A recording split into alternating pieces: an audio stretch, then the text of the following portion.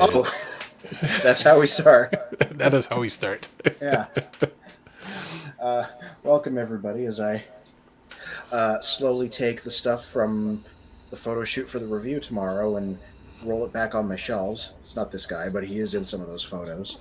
Nice. As we open up another Frenzy Freestyle Sunday. Yes. I don't even know what day it is. You end up losing track after a while. It's just every day's every day. Yeah. Gotta stick these Power Masters back inside Overlord's chest. One good one. One evil one. Nice. The duality of robots. Mm-hmm. And there we go. Good evening, sir. Hello, Knight Rider. Hello. It's an impossibly cool looking setup. Thanks. There might be a little delay on my side, so if I don't answer right away, I apologize. I will keep that in mind. No worries. I feel like 10,000 things have happened over the last couple weeks. Did y'all talk about the Nyx HasLab yet? Desaurus? No, actually, that's part of the news, so it's possible that you may end up covering it. Yeah.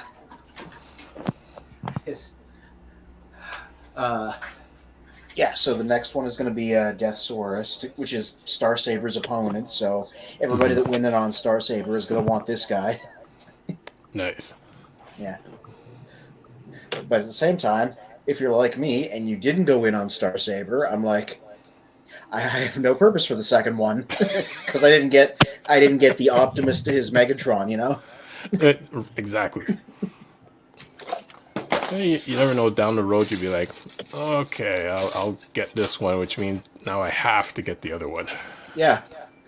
There's a Velocitron figure coming out, Galaxy Shuttle, who's also from the same show. And I'm like, they're just like selling this whole little ecosystem to people that went in on Starsaber. Wow, okay. I mean, why not? Yeah. It's kind of... They could just... Like, Transformers Victory, they could just keep doing the entire line as HasLab stuff, because there's a lot of big guys and a lot of big combiners on that show, so I could see them legitimately just doing them all as HasLabs. You know what? That makes sense. Yeah. Well, actually, let's see. Okay, in Japan. Well, let me track down one of the one article behind me. Oh. No, I'm kidding. I told me what's called. There's a fire truck here. It's Hotspot. He's at the Rogers Center. What's the legalities if we watch you get like pulled over and arrested on stream? Well, you guys will be definitely my witness at my trial. Yeah. And I got video evidence too. Trial by video evidence. There you go. All right, sorry to interrupt, but I thought it was pretty cool that the lights were flashing behind me. So go ahead. It is, go yeah. ahead. Oh, there we go. I think they're talking about Deathsaurus. There we go. Yeah. Yes. There's a gray prototype. Yeah, because they showed him off, and then they immediately took the prototype to like a London convention the next day. Okay. So that's where all the photos come from. Oh, okay. Nice. Yeah.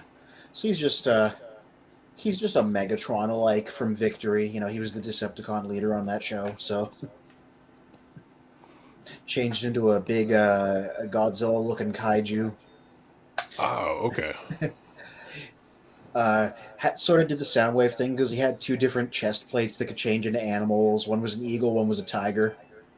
Got it. I think I remember the... Yeah, I'm familiar with the eagle. I didn't remember that he also changed to a tiger. Yeah.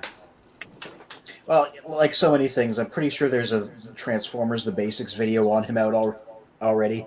Right. I like the figure, to be honest with you. Hmm? I like the figure. Oh yeah, yeah. Like people are saying, he looks good. He's not terribly expensive by HasLab standards. Like he's basically just a commander class that they just didn't want to release at retail, so they released him this way. Well, So what price range would that possibly fall under?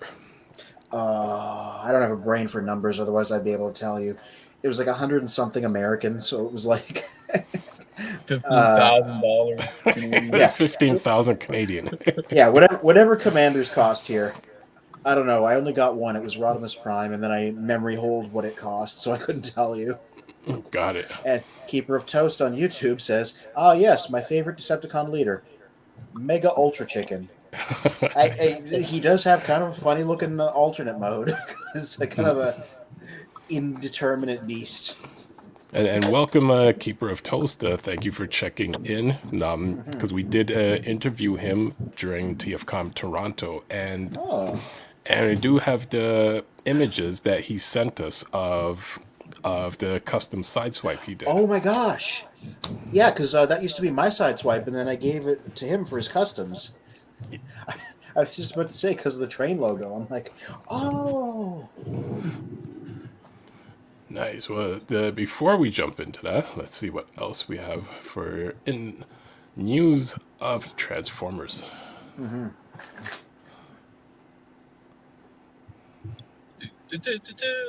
Oh yeah. Yeah, so they did this with Jetfire as well. They're just like rerunning these guys for like online stores like Amazon and Big Bad Toy Store and stuff. Okay. And like it's different. It's different from like when they put them in a new box, like how Wheeljack was in Earthrise, and then they did a version in Kingdom that had a new box. They're literally just rerunning the Earthrise ones, no changes, so that people can like get them again. Got it. Which, well, I actually like this figure. I was thinking of picking this one up, to be honest with you. And there you go. That's why they're doing it, because all the people that missed the tiny window when they were available and are maybe thinking about maybe getting it, well, now they're rerunning them, right? So yeah. And they're actually releasing what's called the Shatterglass Jetfire 2. Yeah. I mean, he's out already, I think. Now, here's a question for Anthony and possibly both of you. In terms of Sky Lynx's personality, does he have a dual personality when he's split between the bird and the lion, or is it basically just the same personality? As far as I know, I don't remember it ever being written as a different personality, though, like so many things. Maybe it said that in his bio and it just never made it into stories, but I need to read it to check. But I think wasn't there it's not that their personalities are different, it's just the way they speak was a little bit more animalistic when they separated. Yeah. I remember that. Because somehow I remember it's basically it's still the same character. It's just depending which version or which part of him is speaking. It's it's not a different personality. It's the same personality. Yeah, it's a tricky one to really answer, right? Because if you look at it, it's two personas that share the same essence, right? Mm-hmm. And then they combine after to one personality after, so it's almost like three personalities in there, right? Yeah. But you know what? Here's a question to Anthony, because I totally forgot about this. When they're separated into their, when they're separated, right? Yeah. Do they have different names? No, they don't have a specific name. They're still Sky Lynx. Well, there you go, right? It's almost like a Trinity there explanation. Yeah. It's a funny bit of trivia. Because I read Marvel earlier this year. Like, apparently they didn't get the memo about how the actual figure worked, because they played him like he was a triple changer, like just going straight from Lynx to Bird to Space Shuttle without splitting. Interesting. Yeah. So that's how he worked in Marvel. He was literally just one guy with 3 modes. Wow. Okay. See, now I'm confused now. I'm trying to remember in the cartoons, did we see them separate but together at the same time? I want to say yes. I couldn't tell you specifically when, but I feel like that happened. All right, people. If you guys know the answer, please comment below and let us know what episode that was so we can go back and check it out. Calvin, on Facebook, he says, reissues, it's about time. I agree. Yes. It's funny that like his logo is his face because I can hear him saying these things. Yep. What's It's up, like Calvin? it's like in an RPG video game where they put the face beside the text because they don't have spoken dialogue. Right. Oh yeah, Magnificus. Another yeah. It's Black Perceptor with a toy style head. Yes. Yeah, so this is exactly like what they did with the Diaclone guys, like DK2 Guard and Lift Ticket and stuff, except it's with a Microman thing, because that was his Microman color scheme, and then Takara gave him a name and personality as a Transformer later. Got it. So they're doing the Studio Series guys here. Wait, sorry. You remember last time we were doing this? My wife was trying to call a couple of times. Okay. Yeah, perfect timing. Watch, she's Yes. gonna try calling again. Watch. Yeah, and Evan Brooks had a little Instagram post about him, and he talked about Perceptor there too. Okay. Cool. Everybody who's interested in toy design should follow this guy's Instagram because he is literally just posting about each figure after it's unveiled. Because he's one of the designers on them, and he always talks about he always has like a long text post about like the art of designing it and stuff. Okay. What's his name? Evan Brooks. Okay. Yeah, he's not the guy, but he's one of the guys because it's a team effort. Cool. But I mean, it's still cool that at least someone from the team is putting that out there for the fans to anticipate the releases. Yeah, and also just like chronicling these things. It's nice to have a designer be like, "This is what we were trying to achieve. Mm-hmm. Here's some stories about getting the engineering to work." Like that's what each of his posts is like. Oh, that's cool. Yeah. All right, let's see what else we have. Very close to Earthspark's premiere. I believe that's next weekend. You know what? The Earthspark figures. I don't even want to talk about those. Yeah, those are for kids. That's why they're like that. Those are for little kids. If this is like Cyberverse and other shows before that, there will probably be a proper line of like standard deluxes too. Well, it's funny looking at the character on the right. He looks like or it looks like one of the old video game controllers. Oh yeah, that's what that is. These are BotBots vehicles. Ah, okay. So they're making like a life-size video game controller and a life-sized pizza that changes into vehicles for the BotBots. It's a funky idea. It is. I've heard.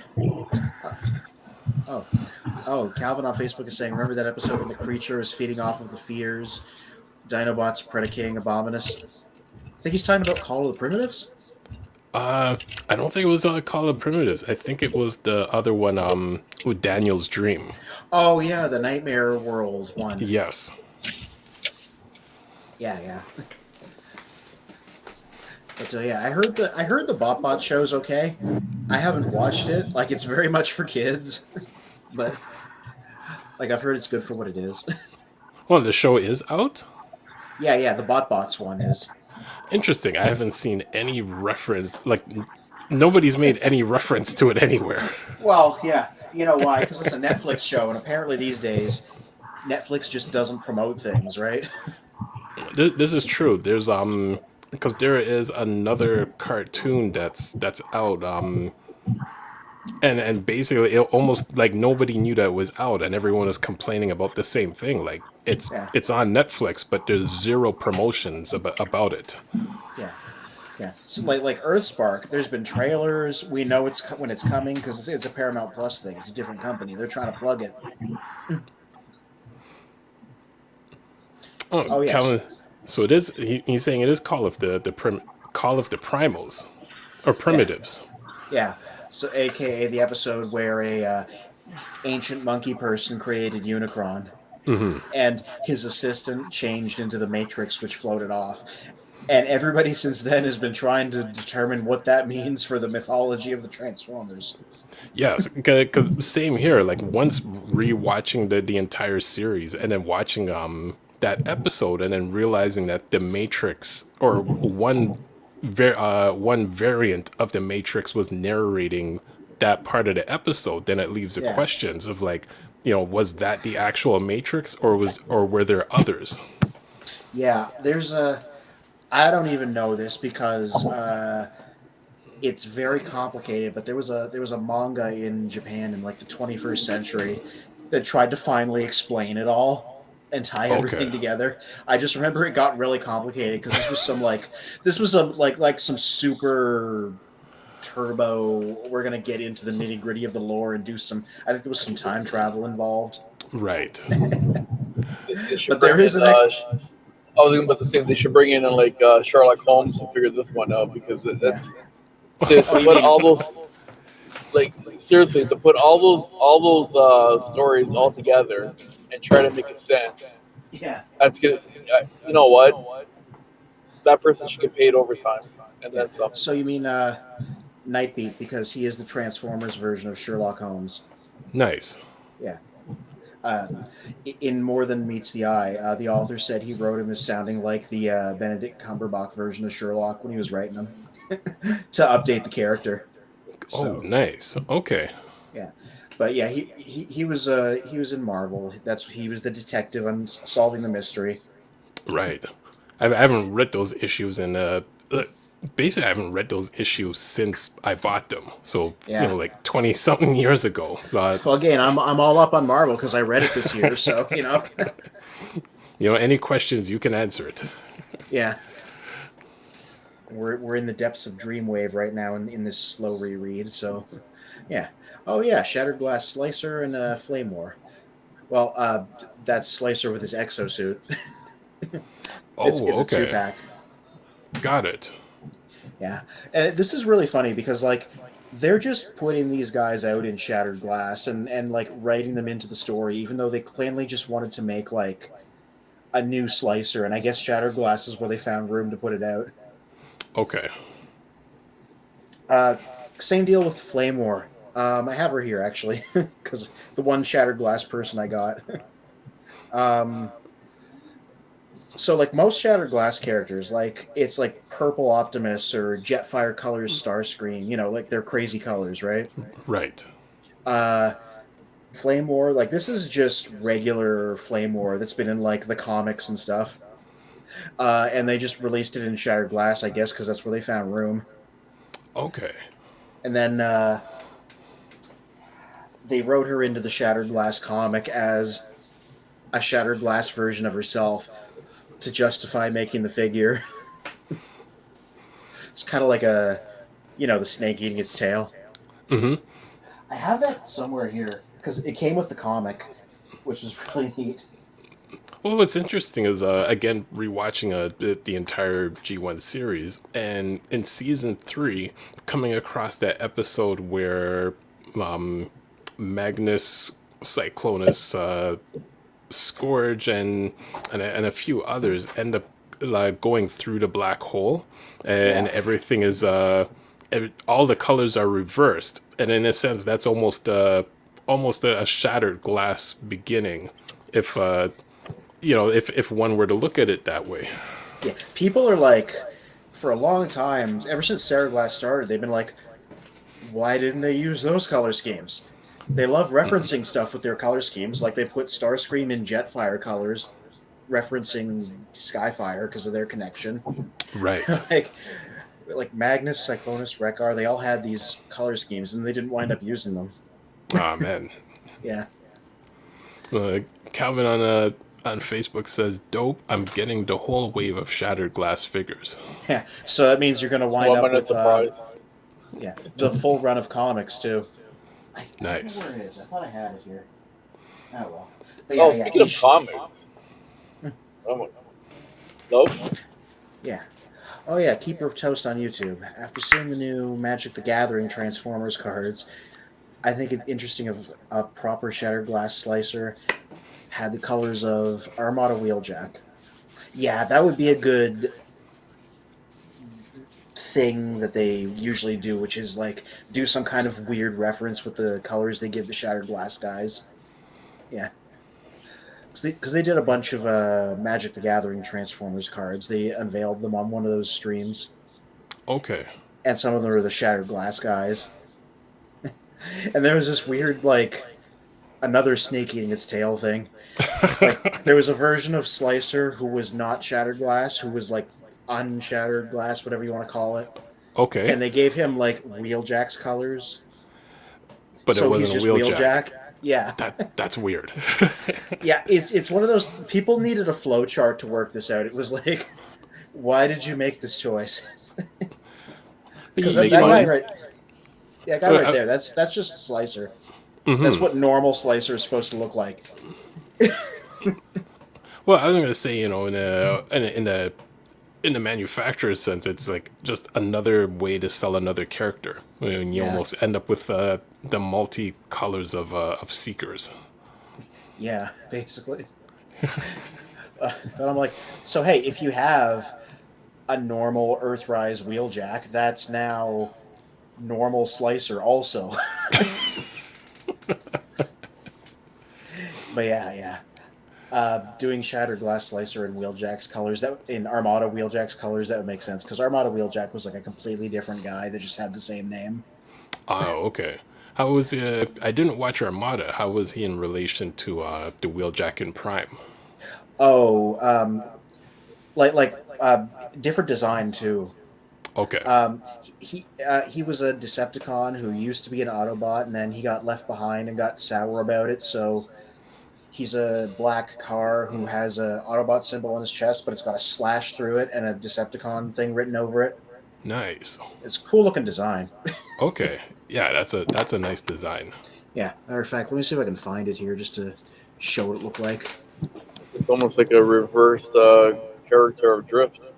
Yeah, straight up. I'm just gonna find a picture of his figure on the wiki. Oh, speaking of comic books, I just kind of went through the Last Spot Standing. Oh yeah. Oh, nice. Great series, eh? So I was looking at the very last comic of it. I don't want to spoil it, but I didn't realize they were using some of the characters from... I get confused between Cyber Universe or Cyberverse or whatever, the one, the kitty one that has Steel Claw in it. Oh, Robots in Disguise 2014. Oh, there you go. And yeah, it was like a Nick Roche on Twitter was like, he did that on purpose. He was like, this new generation of characters is specifically from like recent shows. So I don't want to ruin the comics. I know people are going to want to read it and so forth, but let's just say he makes a surprise appearance in it, and I found it very interesting. Yeah. Now, like, IDW is still putting out a few more Shattered Glass issues because they're tied in with the figures, but like for all intents and purposes, Last Spot Standing is like the end of IDW's Transformers stuff, like on purpose. Which it makes sense. You know what? If I was in their shoes, I probably would have did something similar. Yeah. They compared it straight up to Logan, the X-Men movie. Okay. Yeah. Oh yeah. So there's Armada Wheeljack, by the way, with his slashed out logo and his Decepticon symbol added beneath it. Mm-hmm. Yeah. But also going back to your other question too about Wheeljack in Transformerprime, Michael. Sorry, Spin.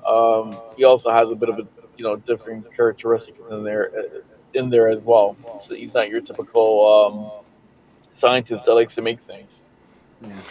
Right. Well, that's the thing. Like, I actually like both Wheeljacks because I mean, G1 Wheeljack is you'd almost call him like the bumbling scientist, but he did a lot of great things. But the Prime version of Wheeljack, being a wrecker, like I really liked his version of him. And he liked blowing things up.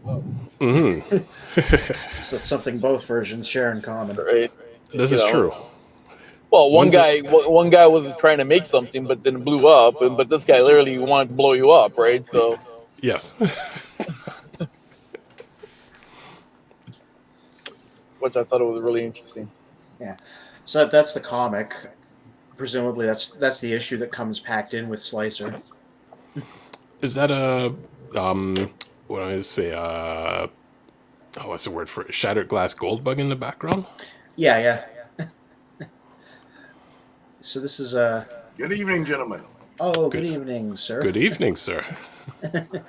Hey, what's happening, Bill? You're unusually brightly lit. I've got my broadcast thing going on now, so I've got 3 different Nice. lights, and it was Well, you know It's what? So illuminated. But you know what, Bill? I'm glad that you came on because I'm gonna have to sign off because I'm basically at my in-laws to pick up my daughter, and so if I continue to broadcast with her in the background, it'd be a very interesting show. I can tell you that. So, gentlemen, I will. If I get home a little bit earlier, I'll try to jump back on. Otherwise, enjoy the rest of the show, and I will. I know that when I watch it when I get home. So, good night, guys. Yeah. All right, All sir. right, don't get in an Night accident. Riders signing out. Take care, guys. All right, What's peace. what's he saying here? Keeper of Toast. Armada Wheeljack was unintentionally very Sideswipe-esque in his design, and then they redecoed him to make Shattered Glass Sideswipe. They did. It's the stuff that like this that makes me love deep Transformers lore. Oh yeah, yeah, it's true they did that.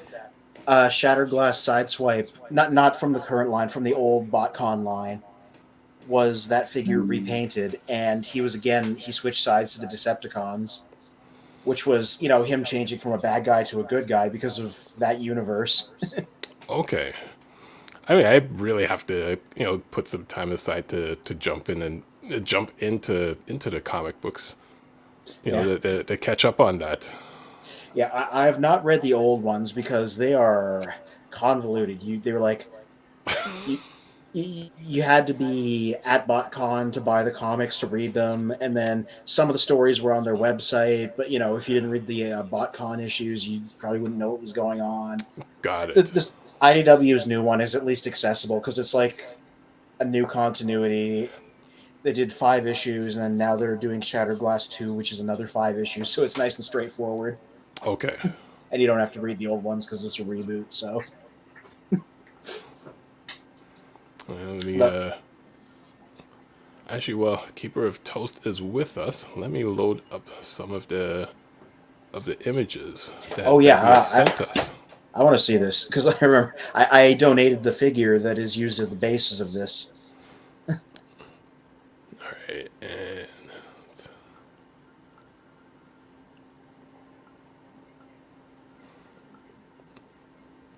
here we go. Ooh, okay. Oh yeah. It looks like the slash was burned on instead of painted on. Yeah, it does look like that. It's cool. Yeah.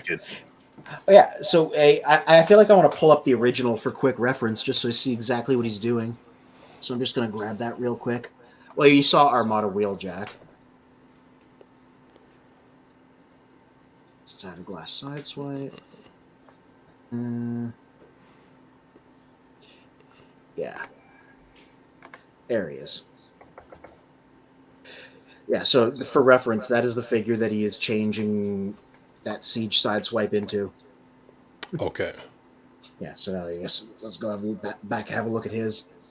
There we go. And there we go. Boom. But yeah, I think he said he was planning on burning on that slash there, and I'm like, if so, it turned out real nice. Oh, very nice. Yeah. I really like that one. Yeah. I wish I knew how to.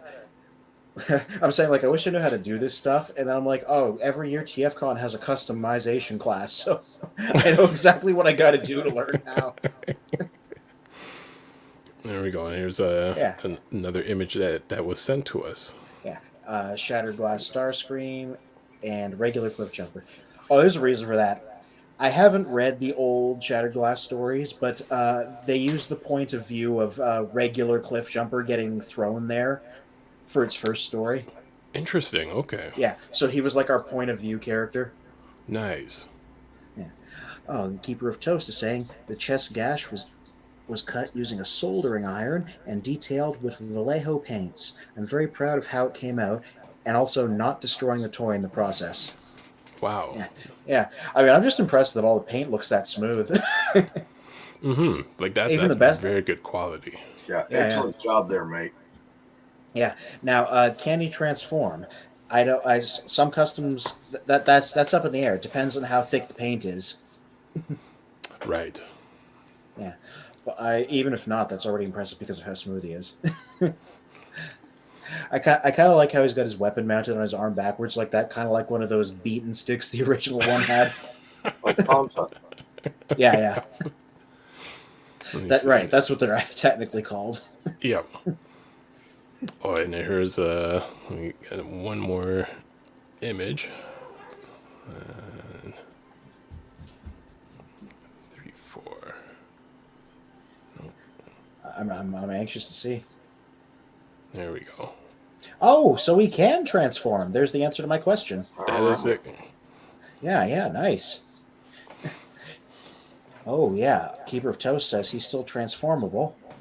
I made sure to shave down the joints to account for the layers of paints. Oh, it's an old hand at this. Since he's over here, everybody check out this man's YouTube channel. Yeah, he says, I gave him the rocket launchers from 2 red alerts to act as Tonfa. The clubs from the original didn't do it for me. Oh, yeah, that's true. That is the version from the retool. Which, yeah, this version. So he has Siege Sideswipe because I got this one. So it became the donation for that custom. So I guess he swiped this to be the arm club. Yeah, I'm glad to have donated to that. So I'll put that to him. Outside of everybody going and looking at his YouTube channel, which is a Keeper of Toast there. Any other online spaces that you want to plug? Yeah. Outside of everybody subbing to this guy's YouTube. Because he makes talented customs. Well, I actually have I mean, if we want to take a few minutes, I do have his interview queued up from TFCon. Yeah, that'd be a good thing to show quickly. Yes, it's actually while we're showing it, I do have to step away for a quick moment, but let me get the video on the screen. Convenient timing. I know. It's like this is our intermission. Which is funny because since Mike's not here, technically he's still here then. Yeah, Michael Orlotti just pre-recorded his contribution to the stream. Yep. Yeah, so next weekend I will be going to the one here in Indy. Oh, nice. Oh, sorry, say it again. Next Saturday and Sunday I'll be at the Fan Fest in Indy, which is where I'll be meeting Frank Welker and Peter Cullen. Ooh, lovely. Nice. Yeah.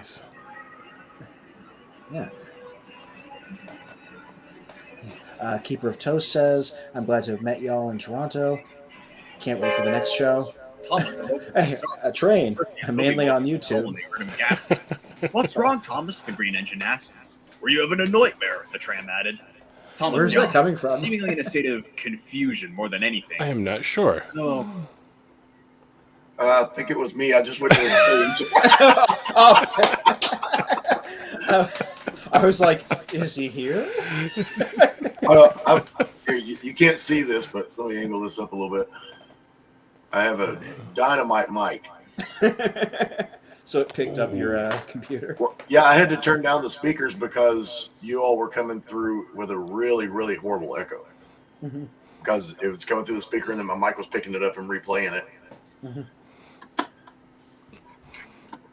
I know. I think D is. I'm not sure if he'll be able to join us this evening, but I know he's had that issues with his setup, and at a certain point, when the setup is really intricate, you start losing track of like where the echo exactly is coming from, which device is causing the issue. Well, we're going to get 3 more cameras set up in here. What is this? Is this a paid account on the this thing, the StreamYard? Yes. So we do have the option to switch cameras while we're videoing. I believe so. I just looked at it because I'm going to have both of my stations set up. That way I can just click over and like I've got this one on a pivot and a rocker. Nice. Yeah, I had my tech guy over here for about 4 hours today. We were running cables and it's not all quite done. I can't wait to get it done so I can start putting some of this stuff away. I didn't want to have stuff in the way of being able to do this. Mm-hmm. Yeah, I've got 1, 2, 3, 4, 5, 6 ring lights and 9 of these little guys here. Oh, very cool. We start broadcasting. Oh, you got now like you've become the YouTube setup. I don't know anything about YouTubing, but I'm fixing to start learning. You know what? That's the best way. Just jump into it, figure it out. I do have to go downstairs and pick something up that got delivered today, but I will be right back. Hey, perfect time to put the video on. Yes. All right, let me add the video back to the screen, and here we go. Is me just like... Well, thank you. Thank you. Bought this for TFCon 2016. Good audio. Redbubble. Nice. I don't remember who made it, but you can look up Headmaster shirt and you can find it.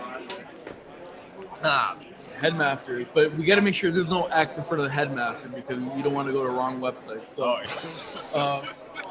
we got to keep it PG. All right, so making that mistake once. You said you run a YouTube? Yeah, so I'm Trey. On YouTube, I'm Keeper of Toast, and I do a lot of I try to do a lot of Transformers content, but I also do stuff related to trains. A lot of my mainly older content is related to Thomas the Tank Engine, that floats your boat. I also do live streams. Been playing Pokemon Legends Arceus most Saturdays lately. But I just got a new camera, Canon M50.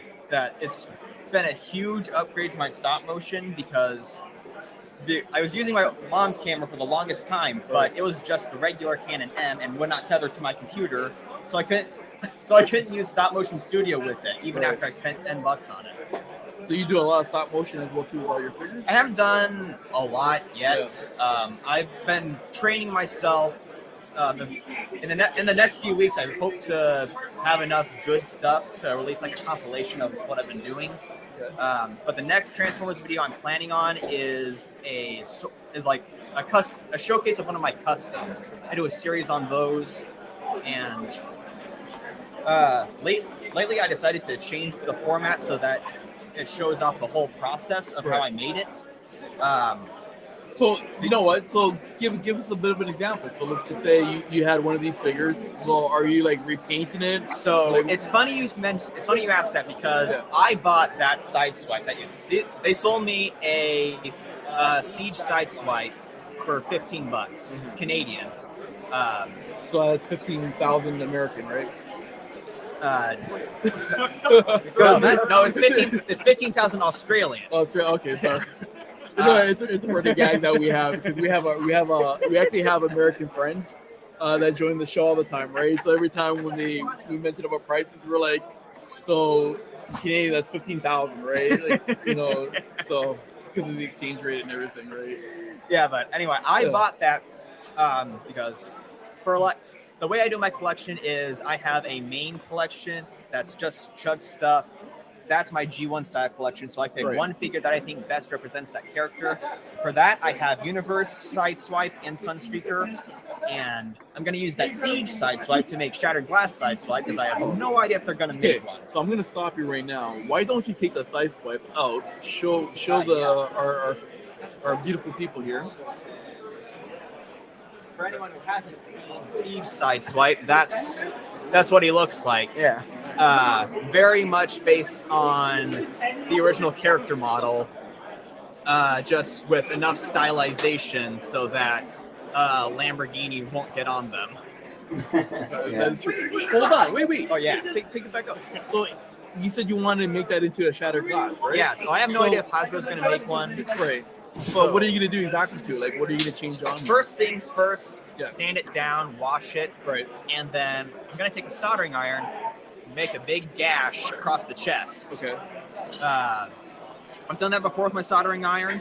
Very convincing effect. Okay. If I cut a little too much, I can fill that in with like putty, and then primer with Tamiya primer. That's my go-to for primer. I don't like using Rust-Oleum anymore because it's too thick for scale models and such. So what do you recommend then? Definitely Tamiya. I use the gray, but they also make it in white. Okay. And so after that, I'll have to figure out what colors I'm gonna airbrush on. So hold on, wait. When you say airbrush, you literally have like a little machine and then you do all the airbrushing? I recently got a Grex airbrush, and it's been a huge game changer. I was using it in Iwata for a long time, but it was hard to clean, and eventually it just crapped out on me. I broke the nozzle, and so that Grex was both out of necessity and desire for a better outcome. So you recommend that? Oh, hell yeah. It's not a product placement. We're not looking for sponsorship, but we're just... Hashtag not sponsored. Okay, but if you want to sponsor... But I'm open. I'm on LinkedIn. I'm on YouTube. You're on Childreofprimus too. Yeah. Yes, I also we got a cut. All right. Yeah, thanks for having me on. I don't want to steal the spotlight. But continue. But continue. But yeah, this is definitely getting turned into shattered glass. I was actually planning on taking my earthrise wheeljack and making that shattered glass too. Probably will still do that and pick up the official release that they just revealed. Well, what colors are you looking at? Well, I don't remember. I personally don't recall shattered glass sideswipe. So shattered glass sideswipe is they base the colors for shattered glass sideswipe on a drenched themed redeco of Armada wheeljack. Oh, okay. And so it's gray and green with a bit of yellow, if I recall correctly. My phone, the Wi-Fi of the hotel we're staying at is still not working, so I can't pull up an example. But from what I recall, a gray. We take your word for it. Yeah. But yeah, that's gray, green, all that. Okay. And then what else do you want to do to it? I just got a 3D printer and I do 3D modeling, so I might design a minicon for it because Hasbro hasn't been giving any indication as to whether or not they're going to make minicons. If anything, we're going to get the minicon. If they make minicons, I imagine they'll sell like a 3 or 4 pack of the Armada minicons as a deluxe for the Armada figures and making it Legacy. Yeah, I was thinking just 3D print, replicate some minicons and 3D print them because Legacy Metroplex doesn't have it. I got an idea. Yes, sir. Since you have a 3D printer and you're going to grade those things, if you want to sell them, such a shameless plug I'm going to do right now. Oh, God, you're Billy Mazing it again. You can post it on Childreofprimus classified site that we have, and it's free. Did you know about that? I was not aware of that. Here. There you go. All right. I'm just saying. If you got something that you want to sell, and plus you're making it, why not use it? It's free, right? Well, exactly. Why not? There you go. All right, so continue. But yeah, they revealed that shattered glass slicer. The only reason that I can think that they're selling it as slicer and not wheeljack is that they're going to do a really roundabout Team Fortress 2 reference. Right. So for anyone who doesn't know, Team Fortress 2 have the spy. He's French. What's wrong with French? Is it TF2? Well, they're French. I'm just saying, you're in Canada. We do French and English here, right? So. Well, I'm an engineer main in TF2, so spies are kind of my main. You know what? See, this is the reason why I love doing this show because we find great people like yourself that we can joke around, we can have a laugh, and that's what this community is all about, right? It's to have fun, right? So I like that. So, what else do you want to plug? So I've got my YouTube, Keeper of Toast. Check me out. Another. Please vote. I have a poll up for the subject of this mini custom showcase that I'm doing for a figure that I don't have process pics of. So please vote on that. It's currently at 4 votes, 20 with 25% on each option that people have chosen. So, and if you don't vote, I need it. Please, just give me a tiebreaker, please. Help this guy. Otherwise, Help this man. Hey, we don't want to. Speaking of things that Twitch will ban you for. Okay, what Anthony said. Just remember, okay? You know what, man? Thank you so much for joining the show. Thanks for having me. Oh, no problem. And if you have, if you ever want to do a cross promotion, because what we normally do on our show is that we like to open up to everybody, right? So if you have free time on a Sunday night, please join our show. Send us a comment, and then over here we'll send you the link, and you'll pop on. And what I would like for you to do really is that once you complete your side swipe, right, we definitely like to take a look at it. And this is the prequel to everything that's already happened. Critique it and help you get some more votes. That was mine. That was mine before I sold it. So I'm like invested in what happens now. You see, there you go. Well, I will keep you posted. All right, please, and send us some pictures of what this is. We can post it on our Facebook page. Heck yeah. We're at childreofprimus. Okay, and if you want to remind everybody once again, Keeper of Toast on YouTube.com. All one word. If you see the stupid-looking Thomas OC with the Texas flag in the background, that's me. All right. Do bigger and better in Texas. Well, thanks for having me. Thank you so much. Already. All right. Yes. You will. There we go. That's awesome. Yeah, and then we saw the result just now, the side swipe custom to bring everything full circle. Yep. And I'm like, even if they did make an official one eventually, which, who knows, they might, I don't think it's going to have a customized gash sliced out of its chest like that. So his version already has something a regular one wouldn't. But of course the manufacturers would be like, they've given us ideas. Yeah. What level of retooling are they going to do? Yes. Okay, so it's like poetry. It rhymes, he says. Yes, it does. We told this story out of order, and we got to see how we got here. I don't even remember how I got here. I know you mean in a broad sense, but I'd like to think you mean like right now. Well, I mean, too, with you guys, I don't remember. I want to say that Spin had made a post somewhere, and I was like, okay, let me check this out. And the night that I came on, it was Spin and Professor D for like the first hour, and we just chatted for a while. Cool. Because I still remember Professor D asking me how large my collection was. And when I said 1,500 bots, he said, a mere 1,500 bots. Yeah. And I've just really enjoyed you guys ever since. Cool. And I appreciate y'all letting me come on the show. Thank you. Were you able to play the video of me in my Optimus Prime? Oh, I actually just looked at it again today. Let me see if I can pull that up on here. My Optimus Prime cosplay I wore to a Halloween party the year that I took it to the cons. Ooh. And we were dancing the time warp, and a buddy of mine made a video of it, of Optimus Prime dancing the time warp. Okay, so this is the content we're making now, live reaction video.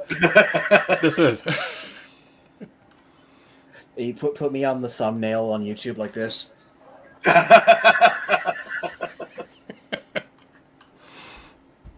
Okay, let me see if I can get it out of this screen.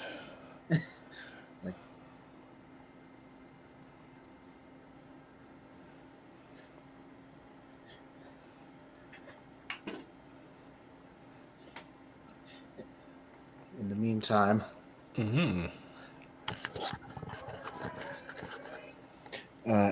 3 recent things that I just happen to have out on the table here. Shattered Glass Flame War, Studio Series 86 RC, Legacy Minerva. Okay, Just a I have funky little question real coincidence. quick. I have a Yeah. question real quick. Because you said that one right there, the Flame War. Yeah. I am unfamiliar with her. And like I told you, but my collection span a lot of things. Magic the Gathering is coming out with a Transformer series. Mm-hmm. And she is one of the cards. I have no idea who she is. She's an obscure character from BotCon that has become popular recently because she was in the 2019 Transformer comic, the one that just ended that Brian Ruckley wrote. So yeah, she's just a Decepticon who's a member of Team Stream, which is just a bunch of like renegade terrorist troublemakers, and her whole thing is just that she's like really chaotic and causes a lot of problems on purpose, and is just like the funny kind of like is a huge pain in everybody's backside kind of character. Oh, okay. Yeah. So like Brian Ruckley was like, I like using obscure people, so she was like a nobody from like some BotCon stuff from the 2000s, and then the character became really popular with the readers, and now they made a new figure of her, and they're sticking her in Magic the Gathering and stuff because of it. So yeah, like a recent character, relatively speaking. So what series is that one from? This is a Shattered Glass figure, technically. Oh, okay. I haven't even seen her on my pre-orders yet. Yeah, yeah. Like I said, like they didn't. This isn't. It's not colored like a Shattered Glass version. It's just colored like how she just looked in the comics. They just released it in Shattered Glass, and they're like, "Oh, this is a Shattered Glass version." Oh Lord, here we go. Okay, here we are. Here we are. Here we go. Me as Optimus doing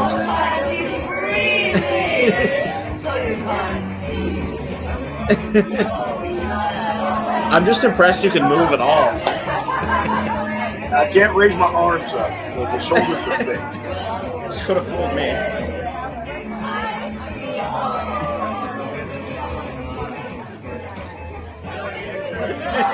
It's literally just like.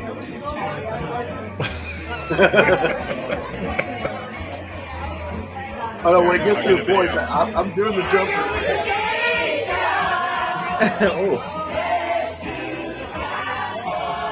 Oh, okay.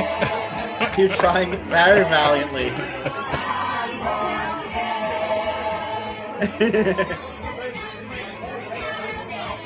think this is where I turn around so you can see the play.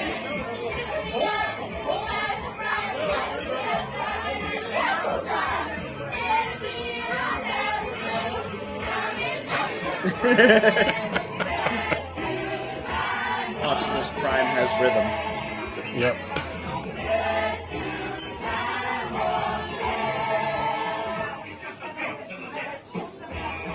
Oh, athleticism.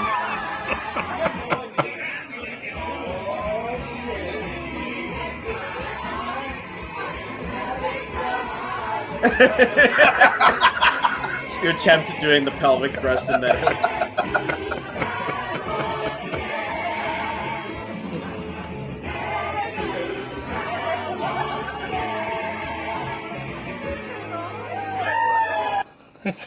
Nice. That was exceptional. How exactly how sweaty did you get in that doing that? 'Cause Actually, that costume is very not sweaty. It's very cool. Impressive. I mean, it's just cardboard. Oh, I'm just. There was a competition called Cosplay on a Budget, and you could spend no more than $15, not including paint, because 2 cans of spray paint would take you over $15. Mm-hmm. So none of your materials other than paint could cost more than $15. And I dug every one of those boxes out of the trash. I had a 0 cost. Nice. And like the wheels and everything were pieces of junk 2-inch styrofoam that I pulled out of a dumpster that I cut circles out of, and then I took the lids from my spray cans and inverted them and put them inside of it. And so that was my chrome hubs. This real reusing of things. Oh yeah, I mean, there was all total junk. My windshield wipers were made out of old zip ties. The grill was cardboard and zip ties. So I didn't have any expenditure at all. So I 3D printed my Autobot logos on my shoulders. Yeah, the shoulders are 2 different size shoe boxes, and the forearms are Coca-Cola cases. That's so cool. And the tubes are print roller tubes. That's where my blueprints come in. Nice. Okay. And then the helmet is an old hard hat that I cut the bill off of, and then we cardboarded origami all around it to give it all the shape. And then the actual rounds on the side are the small grill liners for an electric stove. Oh, nice. I should see if I can. I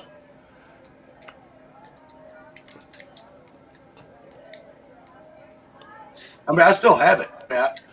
It's down in the barn not next week, because I'll be in Indianapolis next week for FanFest. But the week after, I'll bring it up here and I'll show you all the stuff that's on it. That'd be exceptional to see. Mm-hmm. The gun is the thing I'm most proud of. We made his blaster, and it's made out of 2 coffee cans, 2 peanut butter jars. Hey, Pete! This is my tech guy right here, Pete Sims. He's the one that helped me set all this up today. Nice. Oh, no.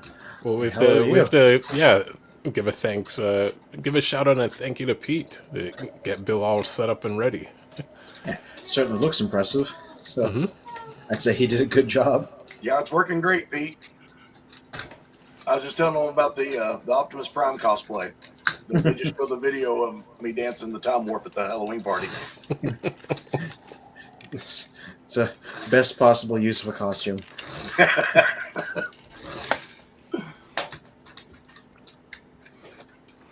Yeah. Our main topic was supposed to be a collection critique. Are we still doing that? Yes, we are. Okay. Okay, whose collection are we critiquing? Mine? I can send along the links to my thread of pictures of mine if we need that too. Well, we actually have just a bit more news to go through, and then I can. Okay. Yeah, and then I can also get up the images of the other critiques. Mm-hmm. Awesome. Yeah, I love that one. I'm also going to show you all what I'm getting autographed next weekend. Ooh. Yeah, dude, he looks like he's ready to go aerobicizing. Yeah, well, that was sort of the... It's true. that was the idea behind the original version of the character before the new IDW stuff, was that some of the personalities were inverted, so instead of being like serious and monotone, this sound wave was kind of like a rocker, so he sort of had Blaster's personality, so that's why they gave him a headband. That is funny. Yeah. So the whole mirror universe thing, right? Mm-hmm. So yeah, they retooled him to have a headband, so... That's different, but that is funny though. Yeah. And let's see what. Oh yes, and there is one of your reviews. Oh yeah, my one non-bot thing that I do every month. I don't usually do Marvel Legends, but I've been reading these old Spider-Man comics that I got from that I brought with me on vacation. So I got the first appearance Marvel Legend that they did just on a larf, and I was like, let's take a look at this. His big thing is just that he's super bendable. Like I had him posed on my desk here. Nice. They just gave him like 7 million joints. So I'm not much of a Marvel Legends guy. I can't speak to the rest of them, but I know this one was a good one. And you can see a bunch of photos and like a detailed breakdown in my write-up here. Yeah, there are some funny photos that I saw. So for everyone watching, if you want to see all the photos, go to childreofprimus.com and look up for the review. Yeah, I just kind of went nuts over the course of an evening, just grabbing whatever I thought would be funny and throwing it together. Let's see. There's a few more.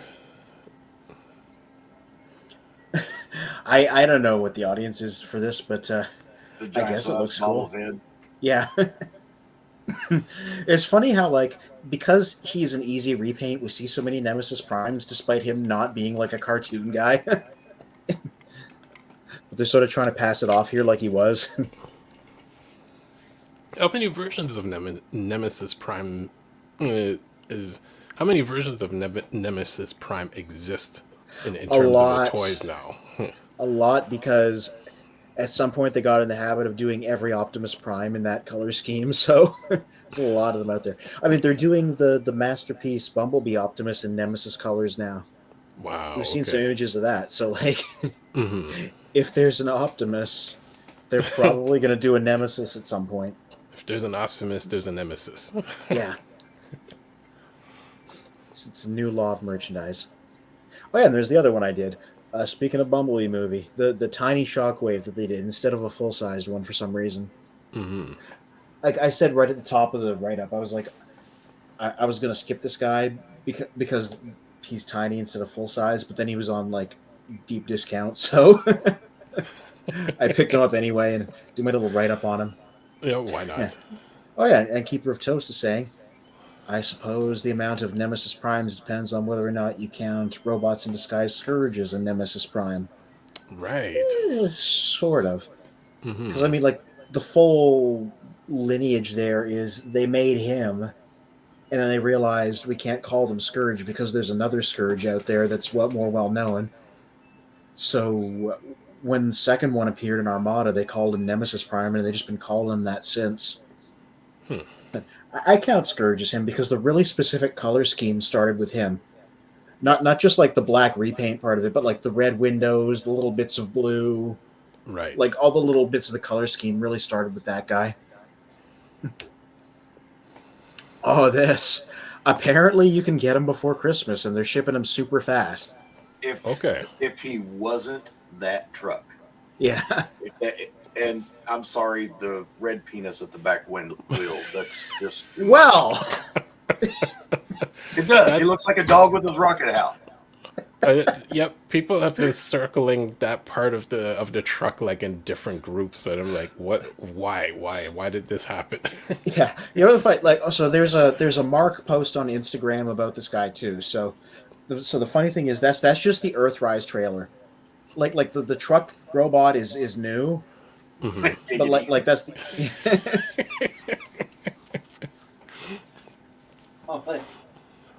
That's just this here. So I could, and I'm like, there's the port under there where they decided in this photo to stick the gun for some reason.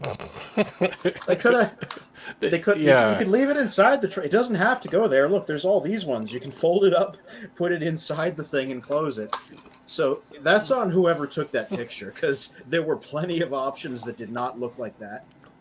You know what? That's like, 80s catalogs of like toy catalogs of Transformers, and it's like, you look at it in a catalog and like that's not how it's supposed to be. Yeah. But the interesting bit of like background rumor about this guy is there was going to be an Amazon Prime, like an Amazon exclusive Prime, but it never came out. And then this guy comes out, and he is a licensed version of the truck that Amazon uses. So people think that it came out as this guy instead, and this is how they used the tooling. Got it. Yeah. But yeah, it's literally Christmas Optimus. Candy cane rocket and all. Yeah. Mark's Instagram post, he said that the Matrix in his chest is called the Matrix of Holiday Spirit. Oh gosh. So like I'm just thinking are they gonna have like a holiday version of Megatron to complement? Oh my gosh, they should do him in green like the Grinch. Wow. Yes. Oh my gosh. Yeah. I mean, with Scourge's head, that way he's got the beard. Yeah. I mean, the G2 guy's already almost there. This is true. Just like get rid of the purple and make him a bit more green, and there's your the purple and red. There's your holiday Megatron. And if you want to like just kind of like tie in with it, the Megatron could be on a sleigh, and the Seekers are replaced the the reindeers. reindeer. They could there's the little core class Seeker. They could do like enough repaints of that to be all the reindeer, and then that could actually work as a package. That is funny. Maybe put Shockwave in the front as Rudolph. Yeah. Glowing nose. Yep. Yeah, I'm putting this out in the ether. They should make that happen. Yeah, you never know. You never know these days. Yeah, like literally just make it so that his mono eye is the reindeer eye. Yep. That'd be Rudolph. Yeah. Actually, I think I just have one more news item. Oh yeah, the Earthspark figures got shown off, among other things. Mm-hmm. This was that same convention where they were showing off Deathsaurus because they brought him along. Okay. Yeah. So, these are definitely, the stuff that's aimed at the younger audience. So, the gimmick stuff. Right. All right, cool. Well, let's jump into our main topic. Which is critiquing other people's setups. Being judgy. Yes. Which I remember initially it was supposed to be critiquing critiques. So it's like, if someone else did a critique, they were now critiquing their critique. But then it somehow went in the direction of now we're also doing critiques. I just show up. And of course, there is Bill's fantastic room, amazing. Yeah. I'm just ooh. Mm-hmm. Yeah. I always love seeing all the Unicrons. Yep. Just small, medium, large. There's a Unicron family.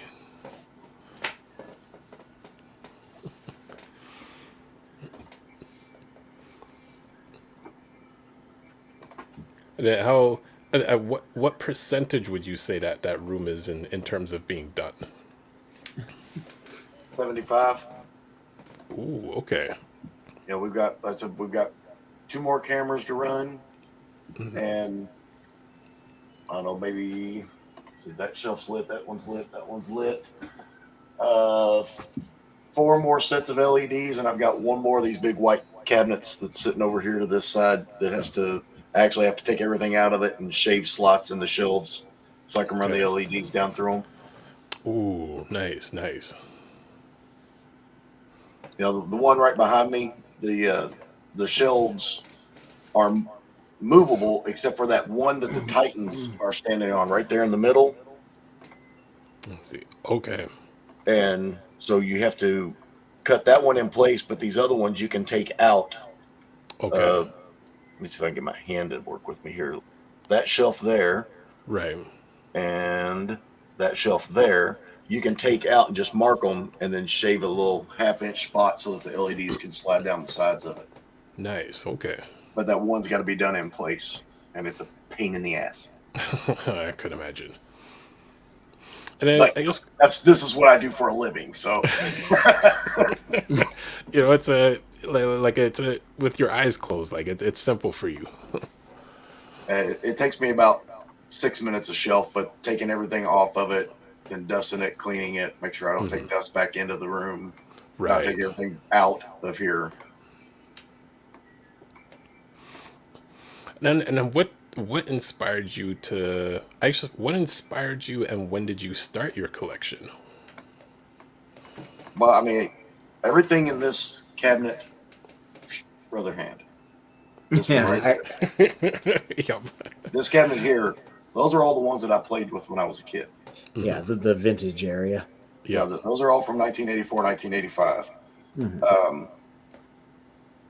And I mean, since then, whenever I saw something that I liked, I bought it. What really got me back in, now I had a bunch of them. It wasn't really a collection. It was just kind of a passion.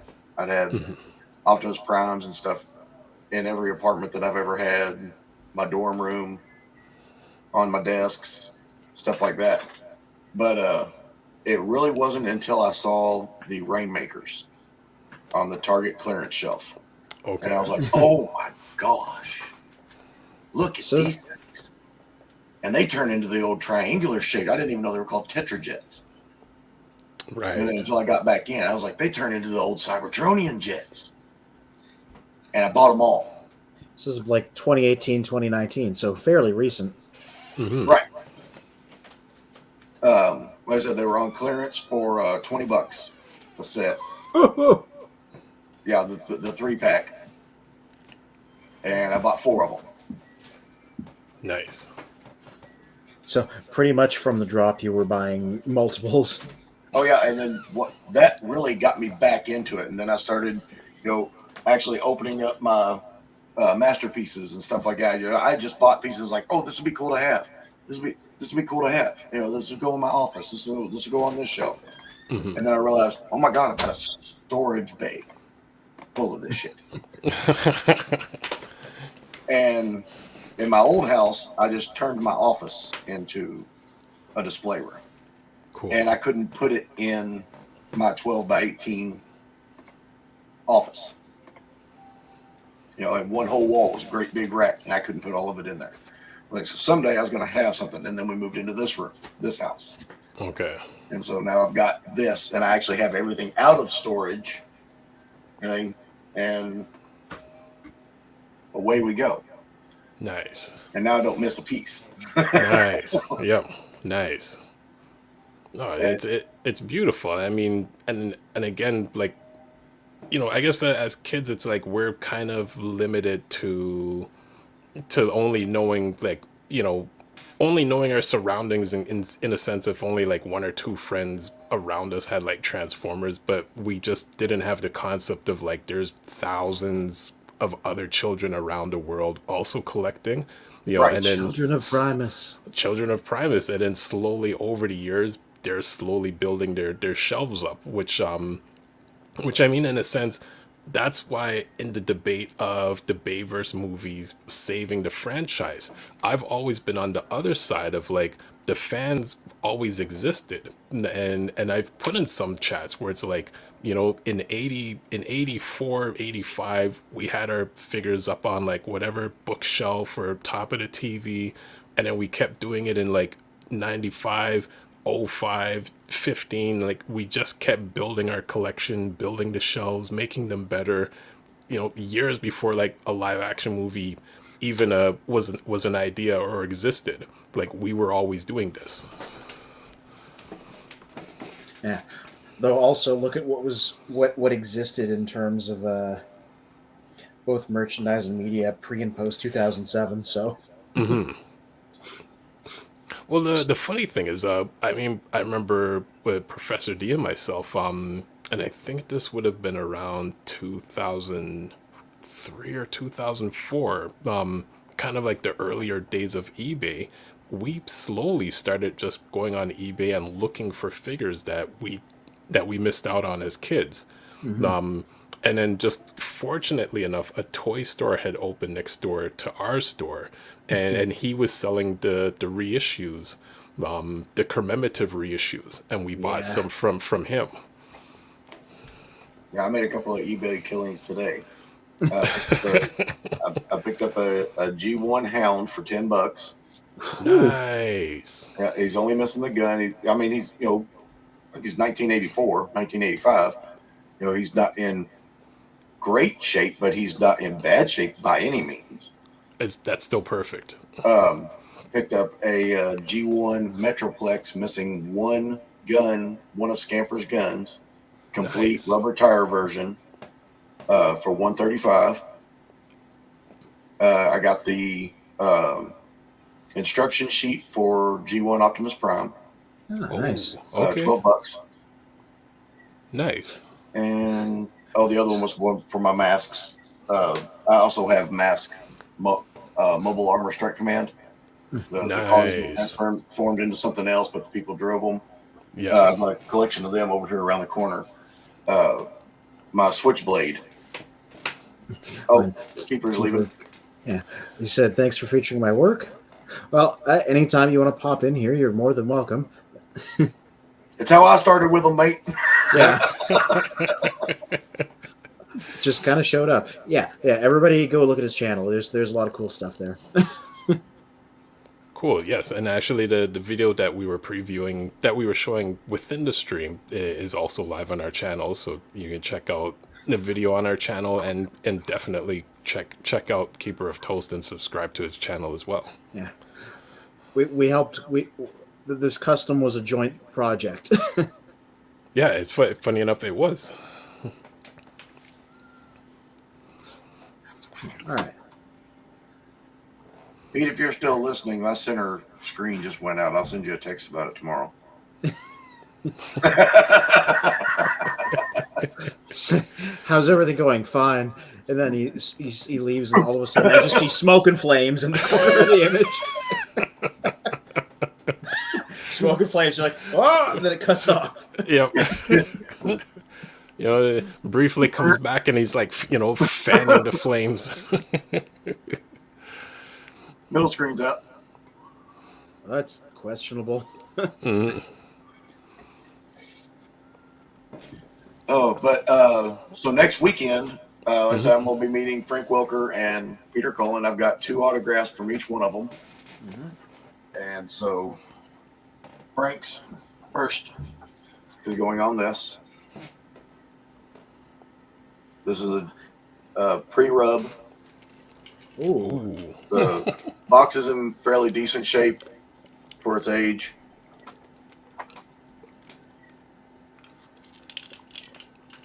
So Frank's going to be signing that one.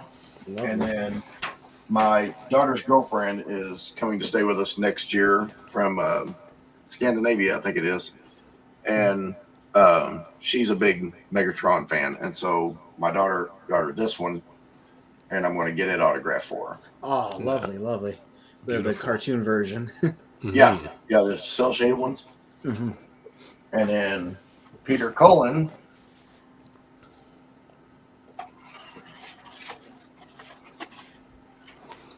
Of course. Of course.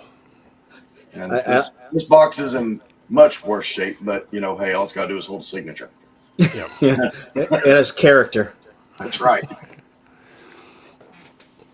Whatever shape the box is in, once the signature goes on it, value immediately exponentially, yeah. And I'm gonna angle the camera down here and go get this other piece.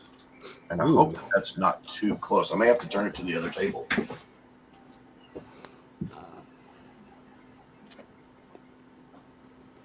I'm waiting with bated breath.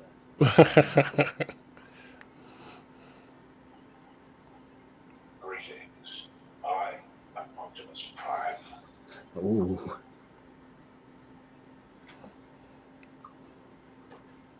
I just heard a voice from the darkness. Is that Roboson?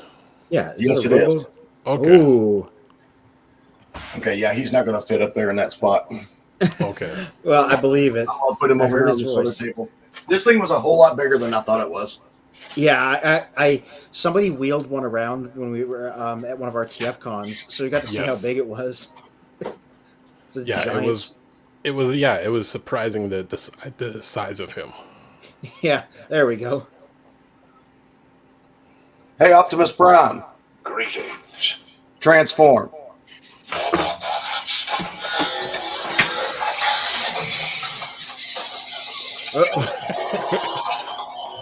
Oh, I thought he was going to hit the camera. Right into the camera like that. That's straight from the movie. I like how close he got. Yep. Oh man, and that thing's already like $700-ish. So if you put Peter Cullen's signature on it, Wow. Yep. I like how he has like an idle animation. He just like breathes, kind of. Mhm. And this is the case Yeah. that he goes in. Yeah, I just saw all that. Yeah, all this because Thu Adams just did a review of it. He talked about how like squeaky that case was because it's all like styrene. So he opens it and it's like. But I'm going to have him sign this. This is the box that the case goes in. Ah, very good. Ah, okay. Like him trying to get his hands on that big figure would be funny. Yeah. How it moves. Mm-hmm. And man, all the things that this bot can do, it's crazy. Whoa, don't you?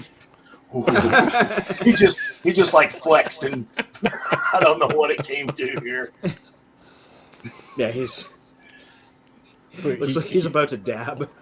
Like he saw Megatron over on the sidewall there, and he's like, "Wait a second." Yeah. Yeah, there's a when I get the big table set up, I'll bring him back out. But there's a karate video that I've got programmed into him, and it's wicked. He does like roundhouse kicks and shit.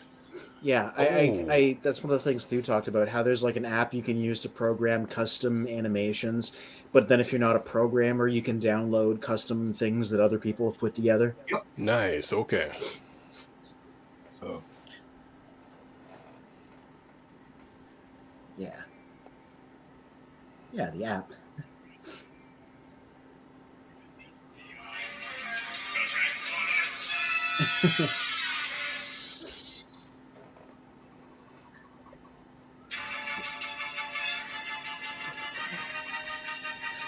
That's extremely loud.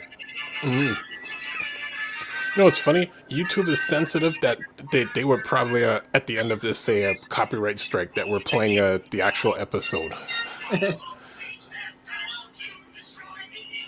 Oh yeah, because they're trying to plug that they have a trailer coming up too. Hmm.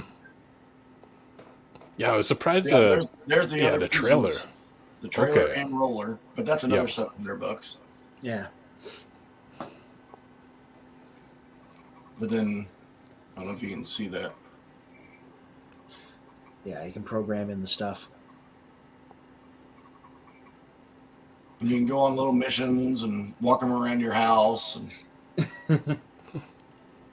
It's funny, I can hear the servos moving. Yeah. When he's just standing there, he's like breathing. Yeah, I can hear the whirring just from his idle animations. Mm-hmm. See, now I'm not even. I'm just looking. Yep. Let's go. Uh-oh.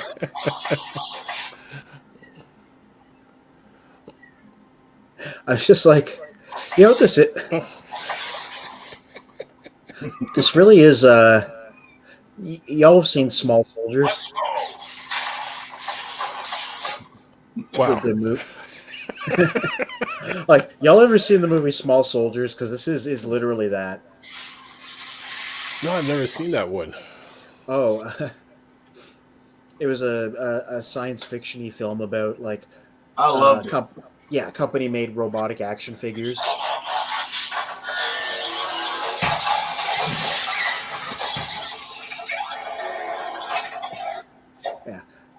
Yeah.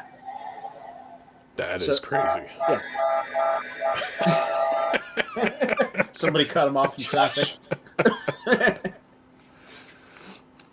I'm glad that it can just be like a normal RC vehicle. Mm-hmm.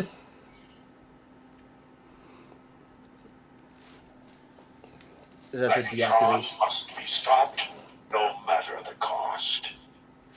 He started it like flexed when he talked. Mm-hmm. Yeah. Well, when you turn him on, he checks because when he's off, the servos all go neutral. So when you pick him up, he just kind of wads up into a ball. Yeah. Oh, okay. So when you turn him back on, he checks them all. Greetings. I am Optimus Prime. It's like he stretches. Yeah. Mm-hmm. Oh, well, hey, we can do that one. Connection complete.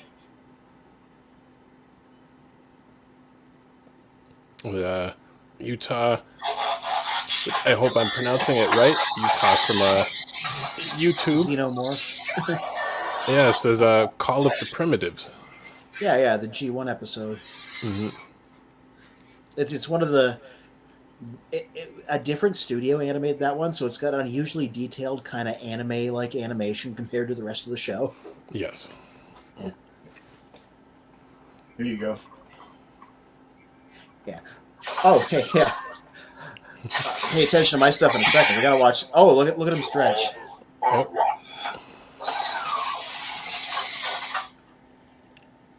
And then let's get it back.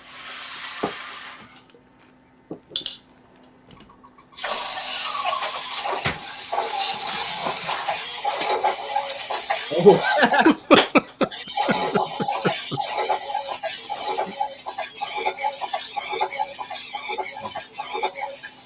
I need energon. Wow. Hang on. Okay, that's when you come this way.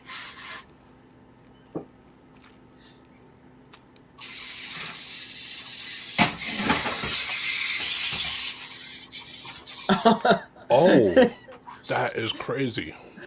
He's doing the sit-ups.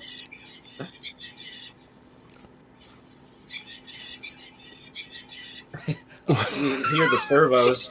Yep. Whoop. Oh. Yeah, his arm came off the table. Yeah, he's too big for this little table. I need to have him over on the big one. Mm-hmm. That is cool. Yeah. Real quick, Small Soldiers is a movie from like the early 2000s. Oh, wait, never mind. He's playing guitar.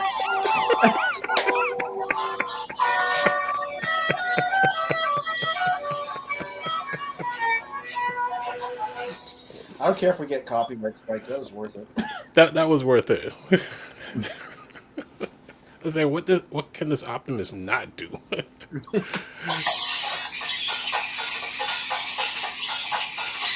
Oh.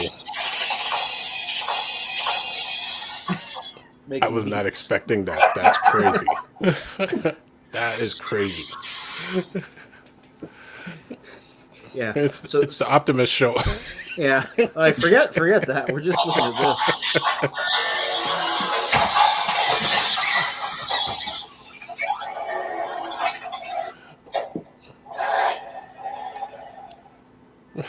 Good night, Optimus. Yeah. Autobots never give up. Inspirational words.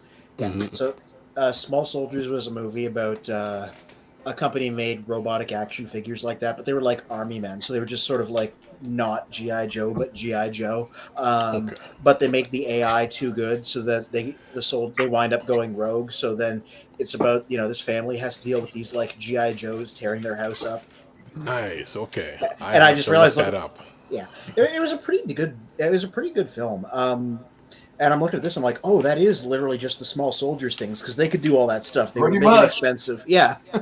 That is cool. When I showed it to my dad, he was like, well, you know what's going to happen now? They're going to make a life-size one. Mm-hmm. And that'll just be Transformers, but real. Right. Well, of course, if they make a life-size one and Boston Robotics gets a hold of it, that's it's a reality. Yeah. Oh yeah, you saw that. Everybody's probably seen that video of those two Boston Robotics robots doing like flips and stuff. Oh yeah, and it's and the thing is, like, I love sci-fi and I love robotics and everything, and it's cool, but there is that fear factor of like that iRobot movie has a potential of happening. iRobot, Terminator, all kinds of things can go. And what's really weird is in Evansville, where I work at, Mm-hmm. we were remodeling this like condo complex, and downstairs there was a couple of law offices. There's also one there called Telenet, Mm-hmm. Oh, which is where the Terminator came from. Yeah. right. So obviously, I didn't know that the end of the world was based in Evansville, Indiana. had to be somewhere. Yep. Yeah. Obviously, they need to keep programming Peter Cullen into these things so that they don't turn evil. This is true. Right. Yeah. Okay. So yeah, this is the photos I took of all my shelves. This was in September, so this is a couple months old. Okay. And it's how many posts did I have to do? So I only allowed 4 photos a post. It was 4, 8, 12, 16, 20 pictures. Well, the last one's just my desk, so it's more like 19 of them. Because I went shelf by shelf. Because I sort it by like theme. Okay. Yeah.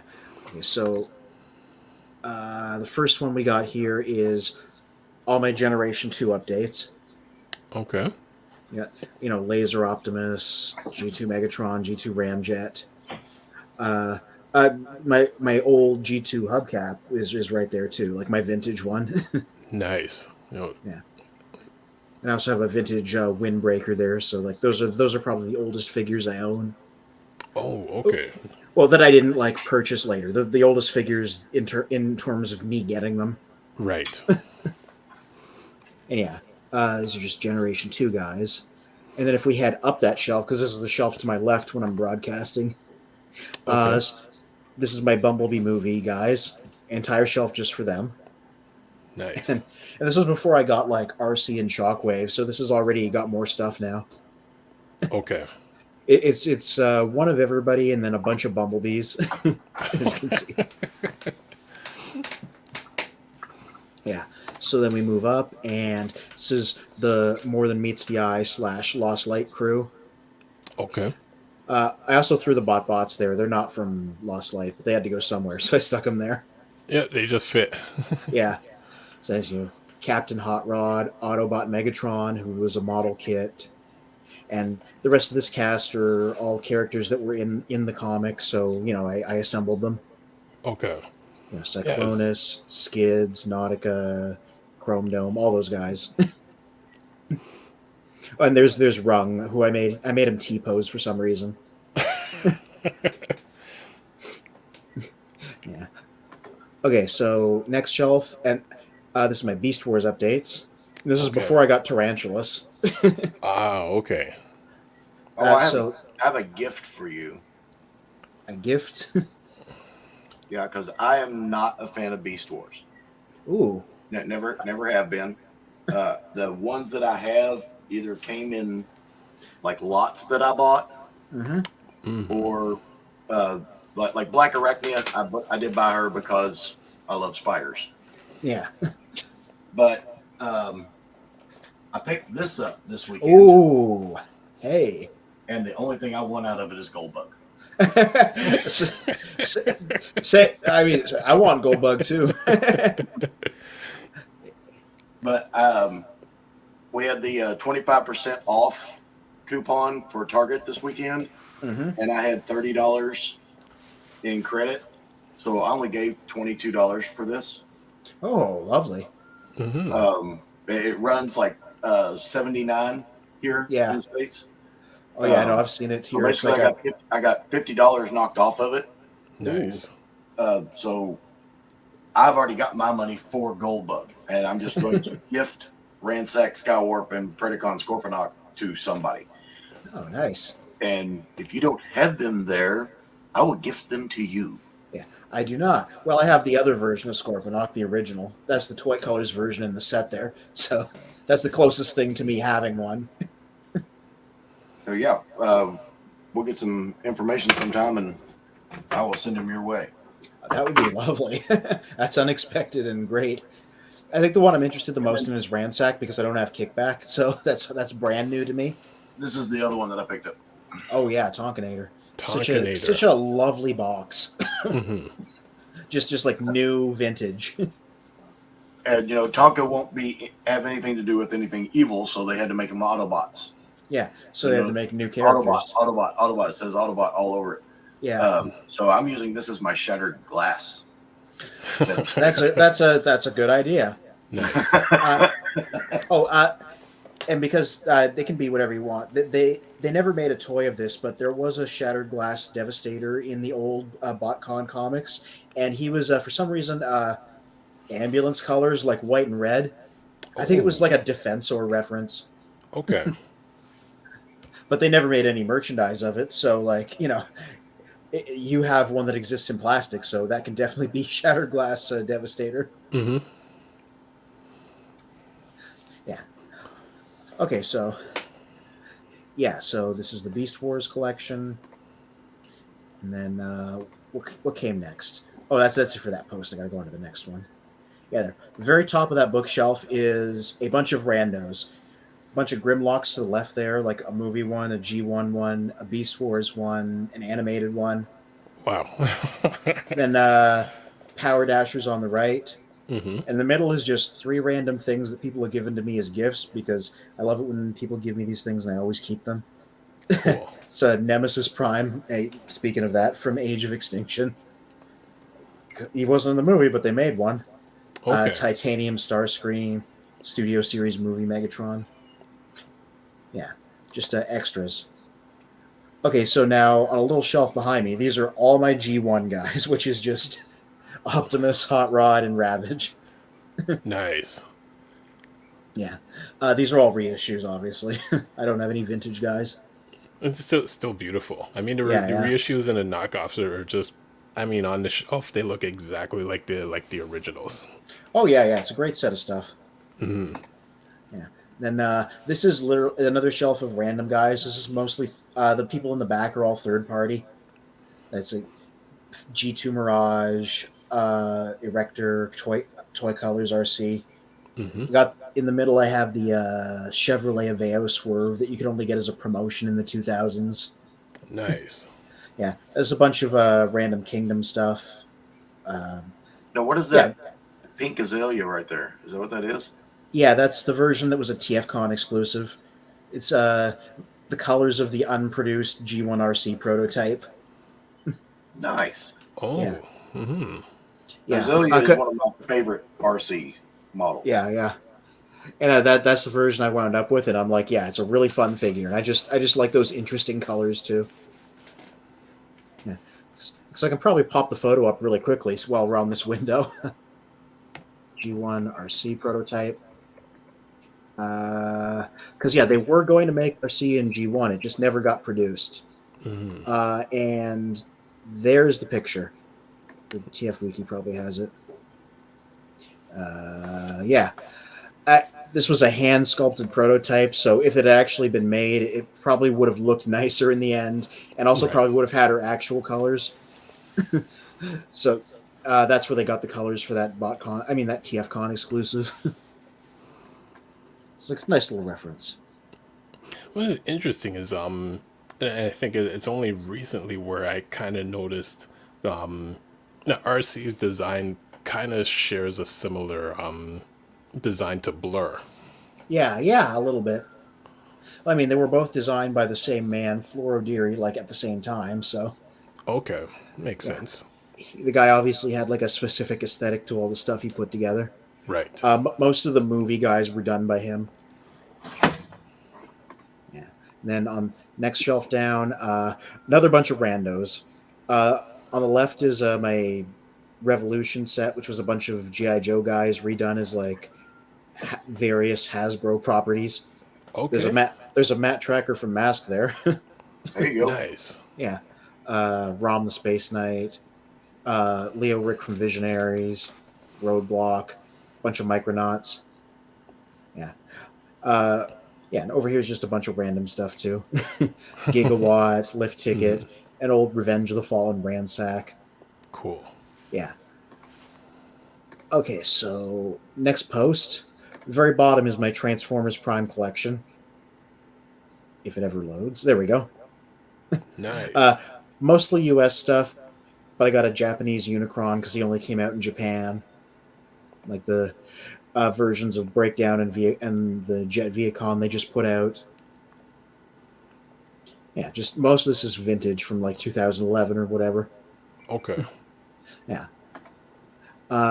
So then we move to the desk behind me. This is my Transformers the movie display with a dead Optimus.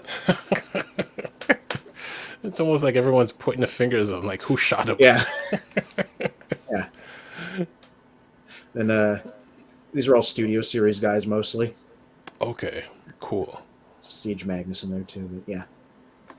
And up above that, that's where I stuck my Pit of Judgment and Grimlock and Wheelie. Nice. Yeah. So then over here is just my general G1 Autobots. Yeah. Plus like Windblade and Lifeline and stuff. But yeah. Who's Lifeline again? The Paradron Medic. Okay. Yeah. Ah, yes. Okay. Yeah, and there's Netflix Optimus, Victorion, which is the one combiner I have. Mm-hmm. Yeah. And then up above that is my Generation 1 Decepticons. I've switched it around, but when I took these photos, I just got Coronation Starscream, so I put him in the chair. Got it. Where Megatron's over on the left. Yeah. I stuck Counterpunch in there, so, he's in disguise. Okay. And above that is my 3 3/4-inch guys, which is like just Star Wars and a couple of Kamen Rider guys. Nice. Okay. Yeah, like I said, these are those really cheap '90s Star Wars figures where you can get a bunch of them for like nothing. Mm-hmm. Yeah. So then above that is my Takara and Japan stuff, and I took 2 photos because it's a big long high shelf. Okay. It's Star Convoy, Super Megatron, the little mini RID guys. Mm-hmm. I didn't go in on HasLab, Star Saber, and Victory Leo because I have the Robot Masters versions. Reissue Big Convoy. Okay. And the other side of the shelf, I got Heinrad, the Transformers alarm clock, which really works if you put batteries in it. Oh, nice. Okay. Yeah. I took the batteries out because the ticking is actually kind of loud. Wow, that's funny. Yeah. Yeah. Then, yeah. So this is beside my work computer is just a big shelf of random video game figures. Oh, nice. Zeldas and Metroids and Marios, and a random Luke Skywalker, which you saw in the Spider-Man pictures. No, it's the same Luke. He just somehow, moved shelves when you weren't looking. Yeah. Yeah. Even he looks confused about why he's there. Yeah, exactly. Yeah.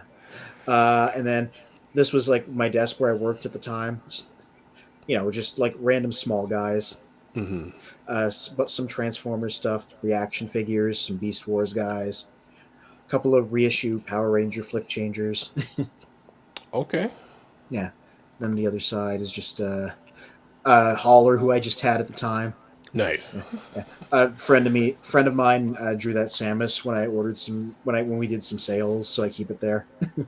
Okay, that's cool. Why does Holler look like he's holding onto the mouse cable? Maybe he is. He's doing a very important job. Yep. There's a little mega box alien I got. And yeah, that's the desk that I take my photos at. At the time, Tarantulas and G-Axis were the 2 newest things I had. Okay, wow. Like how long ago was that? This was September 18th, so. Okay. Yeah. And yeah, I was literally like cup of coffee, bottle of water, camera, action figures. And yeah, that's the desk that I stick my laptop on, so that's where I'm coming to you live from. Nice, okay. Yeah. So that was my collection as of September, and pretty much the same as now. Just a few more things have been added since then. Okay, cool. It's all around me. Photos work better than trying to grab my camera and haul it around. Yes. Until you get the multi-camera setup. Like I know eventually I want to get that as well, but it's still a work in progress. Yeah. I think the next thing I need is a ring light for myself.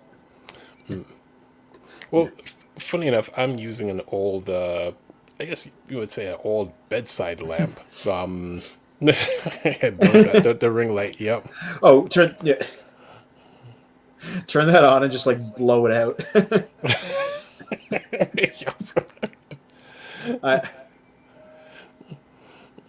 I can't hear you at the moment. I think your mic's cut out. Oh, he's on, or he muted it. We're not getting you. How about now? There you go. There you go. No, I have seven of those ring lights from the Gimme 5 store, and Oh my God. 20 of these. Because I didn't know how many lights I was going to need. And everyone's like, well, you need like one at every camera. This So store is just cameras, so you need 3 ring lights, Bill. Oh, what? I didn't know. I just saw them there. They're like $60, so I was getting them for $5. Okay. This store is just like single-handedly funding everything you do. Look, that's where this mic came from. It's an amazing on this store. great big boom thing. Nice. What do they not have at that store? Anything that gets returned to Amazon. For whatever reason, amazing. some of the stuff is broken, some of it's not. Listen, I got one of my Walgreens ratchets. Found it there because the box was torn up. Wow. So I returned it. Yeah, that's crazy. All the LEDs, every LED in here, I've never paid full price for. Nice. And there's 7 bags of them over in this corner of LEDs. Like these meteors, that's what these lights right here are called. Okay. The ones that are streaming like that and the little ones, those are called meteors. I found this box.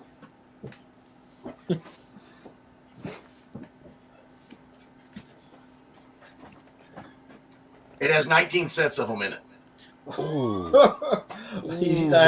I know you mean you found it at the store, but I'm like, I just found this in like a dumpster or something.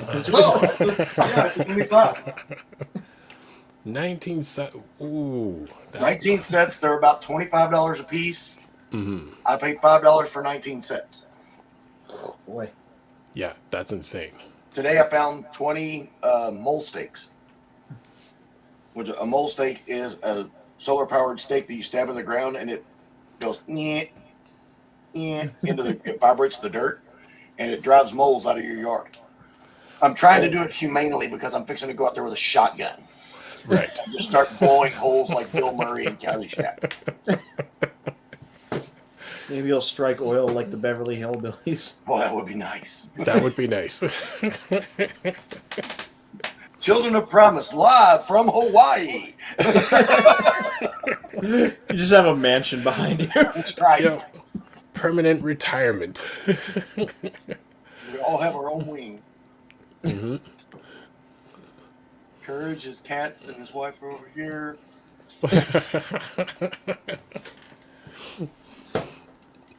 So actually, I did look at Maine Coons today. I want a Maine Coon so bad, it's not even funny. Oh gosh, those huge There's fluffy cats the size of collies. House cats the size of collies. Wow. Yeah. You know, a 30-pound, or I'm sorry, 80-pound house cat. $500 at kittens for a kitten. Yeah. Wow. Oh, whose collection's this? This is Primetime, who was who Oh. comes and goes, from our channels. So a few weeks back, when we said like everyone send in your images, he sent some of his images in. So I have about Nice. Actually, let me see. How many do I have? Oh, wrong folder. Is it less than my 20 pictures? Let's see. 30. Oh boy. Oh, a couple of them I think is kind of like different angles of a. Oh, okay. View. Okay, yeah, that's a lot better. Yeah, so like this just this is obviously all recent stuff because it's all like it's mostly shattered glass things on the right, and then a bunch of Earthrise and Kingdom. Okay, so this is image, first image. Yeah, it's definitely like recent stuff. He's got the little micromasters that go with Double Dealer to make his Power Master companions. Nice. Okay. Yeah. So this is all recent stuff. I'm looking at this as a compulsive shelf maker, and I'm like, there's a lot more space on that table, bud. You could fit a whole other row of people there. That's exactly what I thought. Yeah. Especially, the big guys don't take up that much room if you put them in the back. Yeah. That is true. Let's go to another image. Actually, you know what? I'm going to do this differently so I can...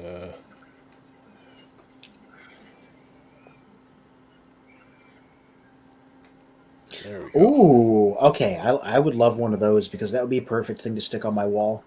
Oops. It's a bunch of it's Origin Bumblebee plus a bunch of little Legends class guys. Yeah, so it's just the mini bots plus a tiny Shockwave.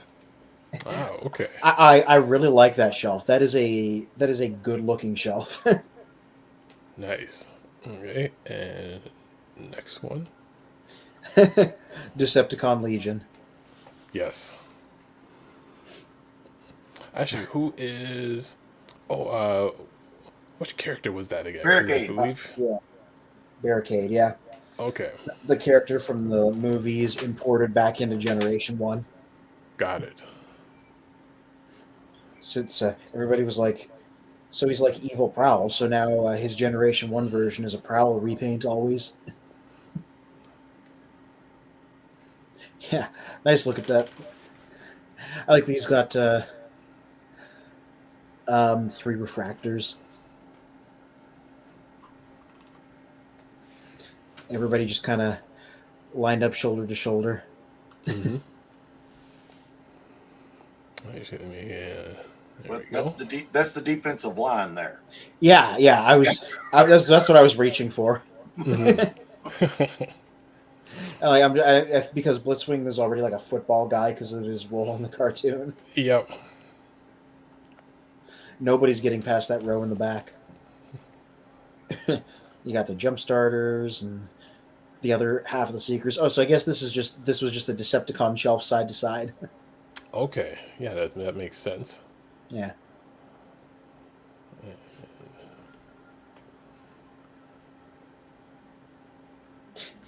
Oh, Micromasters.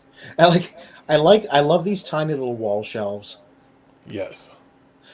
Perfect thing to fit small guys like that on. I think that's like God. If that's not all the Micromasters they did, that's most of them. Most of them. Someone had posted that they had like all the original Micromasters, including the bases. And funny enough, they were saying they couldn't remember the names of them, and I'm like, you know what? I had a handful of them. I couldn't remember the names of the individual names, only just the team names. Oh yeah, God, I wouldn't be able to remember that either. Yeah, but these are I think these are all of the new ones, like the ones they did in Siege and Earthrise. Mm-hmm. Yeah. Well, once again, it might not actually be all of them, but it's definitely like a majority of them. Well, what's interesting is because D had previewed his the ones that he had, which were the newer ones, and in terms of quality, the original ones from '87 are better quality than these newer ones that came out. Mm-hmm. Yeah, that's very much a thing. That's why they stopped doing them after Earthrise. Interesting. Yeah, because the straight up they said that during one of those designer roundtables. They just didn't sell well. Wow. Yeah, but yeah, this is a good shelf because it's more of the little core guys in scale with the Micromasters. Cool. I like Rung just like looming in the middle behind Daniel. Yeah. Daniel's a funny character though. Like that little figure. Yeah. Again, I just love these little shelves.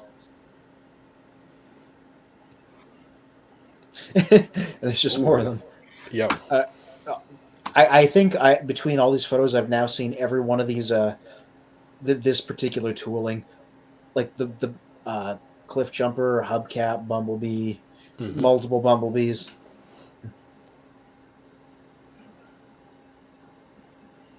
And let's see. Oh, there's the Dinobots. Mm-hmm. Yeah, those look like the Power of the Prime ones. Yep. Yeah. Oh, okay. Yeah, so those guys could combine, but most people didn't combine them. They just here's all the Dinobots. Let's line them up. Interesting. Well, I mean, would anyone have gotten 2 sets so they have the combined version and the singulars? I mean, maybe. Yeah. Hey, Yeah. Speaking of Bill, there's those Rainmakers that he started on. Mm-hmm. Well, 2 of them next to Red Wing. Oh, I bet this is like an all Seekers shelf because there's Sandstorm in the back. Yeah, this is just all the Seekers.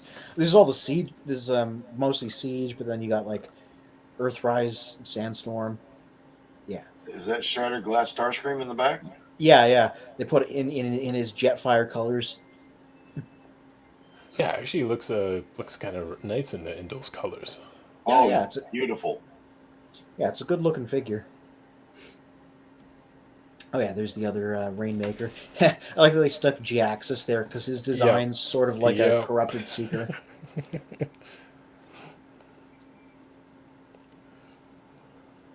Yeah, I'm pretty sure between this and the other shelf, this guy, Primetime's got all of the Siege and Earthrise Seekers.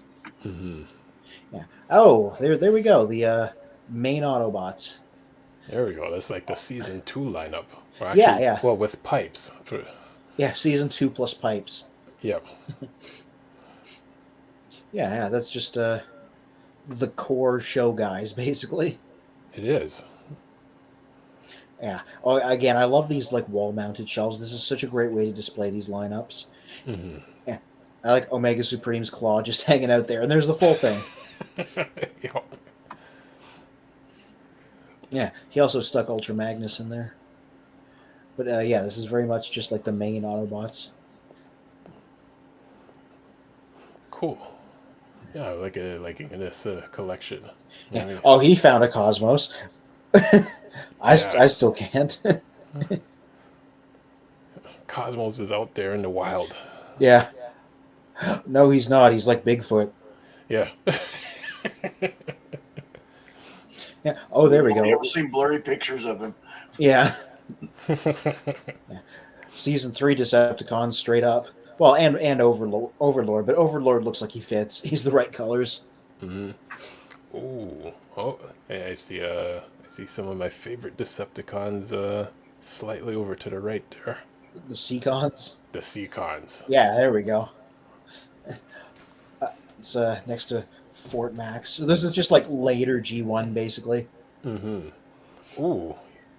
He's got a quick switch back there. Yeah, he came in the... they did him in Titan's Return. Okay. He was a 6-shot repaint, but, still quick switch. Well, does he have a... Sorry, so does he have the same... He's got 6-shot on the left and quick switch on the right. Yeah. Oh, okay. I'm just noticing a quick... 6-shot on the left. Wait, so you're saying he's a 6-shot repaint? Yeah, well, the version they did during Titan's Return. Oh, so they didn't like redo the original quick modes of quick switch. Yeah, no, it's just a 6-shot with a new head to make him look better, more like him. But yeah. Okay, yeah, because quick switch was just bad. Yeah, so a general improvement possibly by making him a 6-shot repaint. Exactly. Yeah, there's a Scorponok and the later day Decepticons. Yeah, and I've always liked the design of those Decepticons. It's just I always felt the cartoon just didn't do any justice to them and a certain handful of the Target Master and Headmaster Autobots. Yeah, they're each like one strong primary color, and then they each have like retro future designs. Mm-hmm. It's a good looking lineup of people. Yep. Well, mates, it is 9:00, and I got to get up at 3:30 in the morning. Oh boy! Ooh. I am going to sign off for tonight. And like I said, next week I may be on. I don't know because we're going to that Fan Fest in Indianapolis, so I can get my autographs. But we'll be back Sunday. I don't know what time we're planning on leaving. It depends on how much good stuff is going on down there. And right. It depends on how dead you are when you come back too. Yeah. It's only 2.5 hours for us. That's not bad. Okay. But we are staying the night Saturday night. So I will see you all, if not next weekend, the weekend after. Okay. Okay. Yeah, thank you for coming by once again, sir. Yeah. Thanks for Take having care me. of yourself. Oh, we will. Thank you, guys. All right, take care.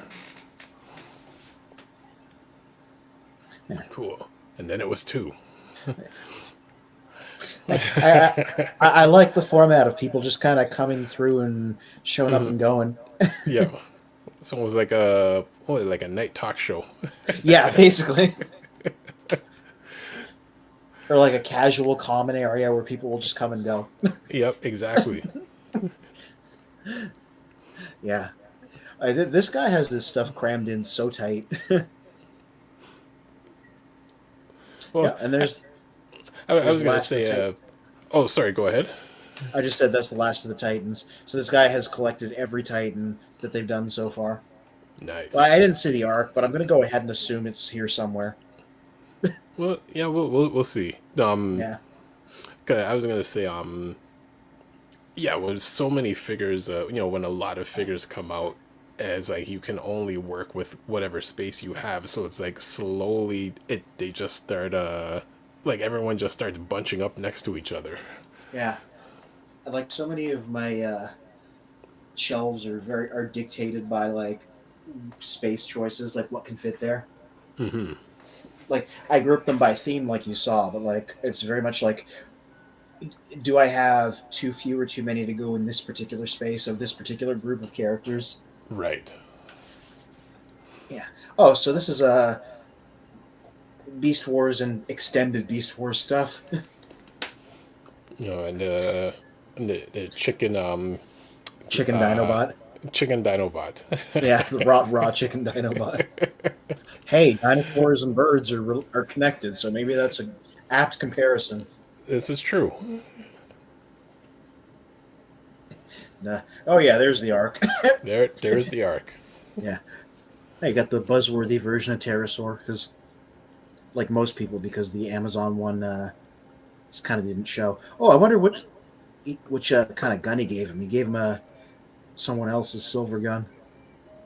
Okay. Just the tiny things I noticed.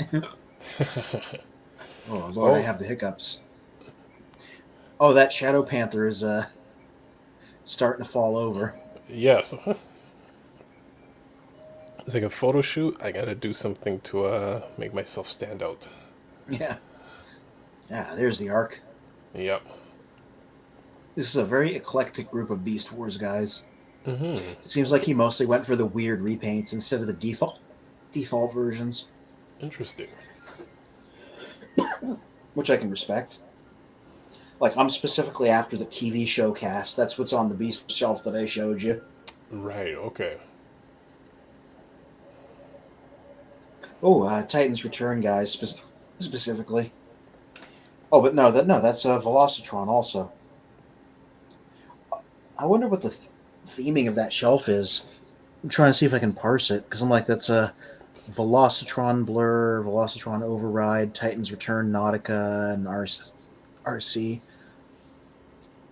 I wonder if this is an IDW Comics shelf. I don't know. Primetime wants to get back to us. Let us know. Mm-hmm. They're all Autobots, but other than that, it's a fairly random grab bag. It's interesting. So you got random siege guys there plus Counterpunch, and then all the female Autobots down there. So big Elita one in the back, and the various guys, the various ones that were in the cartoon episode, plus Road Rocket and a couple of RCs.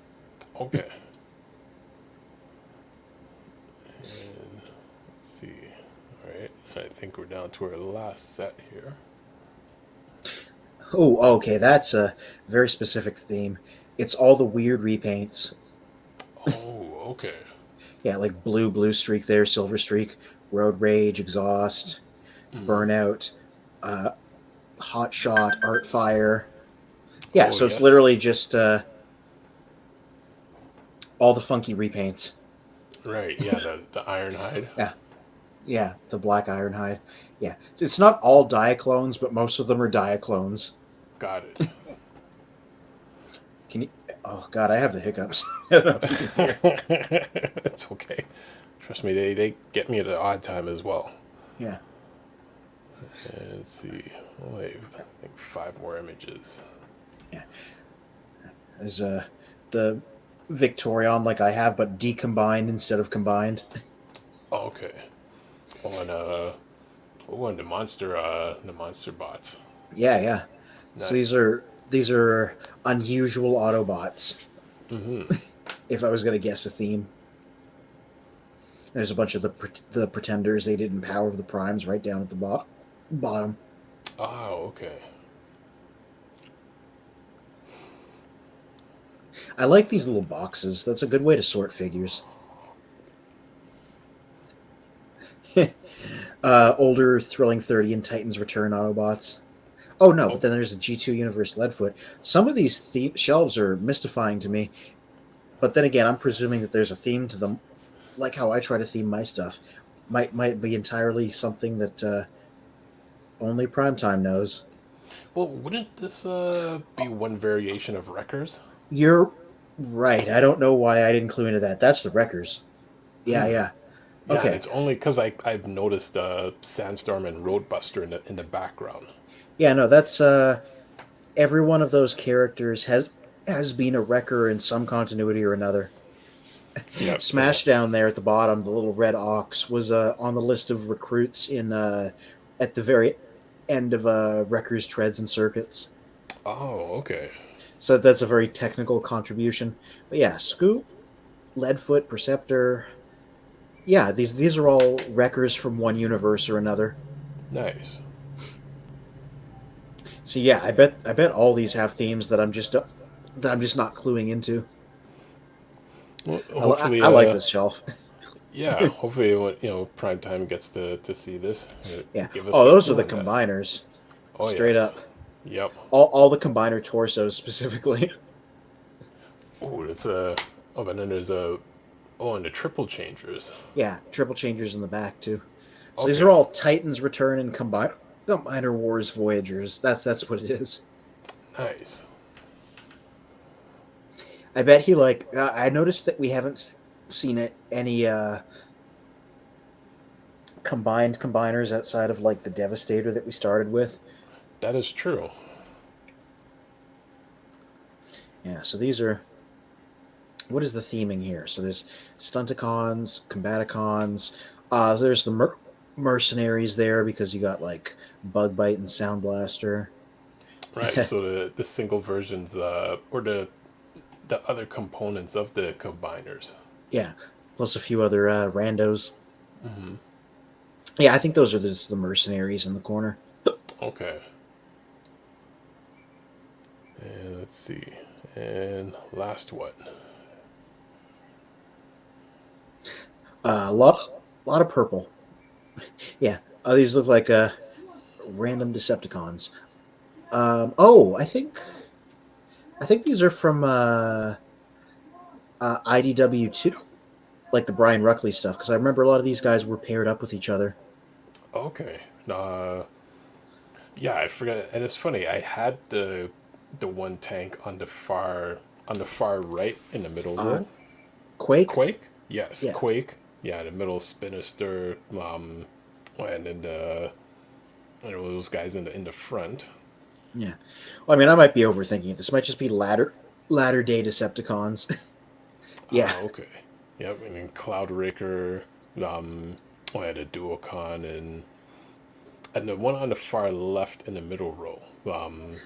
Those are Dreadwind and Darkwing. I always forget which is which. Yeah, exactly. And it's and it's unfortunate they also didn't make it in the G1 series because even the G1 toys of them were amazing. Yeah. No one knows of them. Yeah. Well, they were in the Marvel comics in a few significant points because those were still around past the show. And it's just and it's again, not a lot of people knew of the comics. So in a sense, once the cartoon ended after Rebirth, people just thought that's it. Transformers was just done. Yeah, the comics went all the way to 1991. Mm-hmm. This is true. And then there was just a 2-year break, and then they did Generation 2. So comics were around till 94. Yep. And I've now read them all. So. Nice. Yeah, cool. But no, that's an impressive collection. I like how everything's sorted. I like the shelves on the walls like that. Well, so hats off to Primetime because it's good looking. Yeah, thank you Primetime for sending that in. And anyone else that wants us to look over your collection and feature them, you can send the images to us through childreofprimus.com or either message us on Facebook or YouTube. Oh, my chair is sliding this way. That is funny. Yeah. Sometimes it happens the way this floor is. It just like, you know, a contractor would be like, "Oh, you got a crooked floor there." yeah, we might.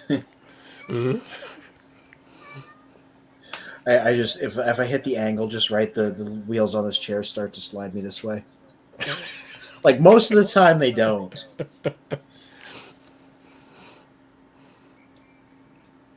Well, what is on the deck for the news and reviews for your review this week?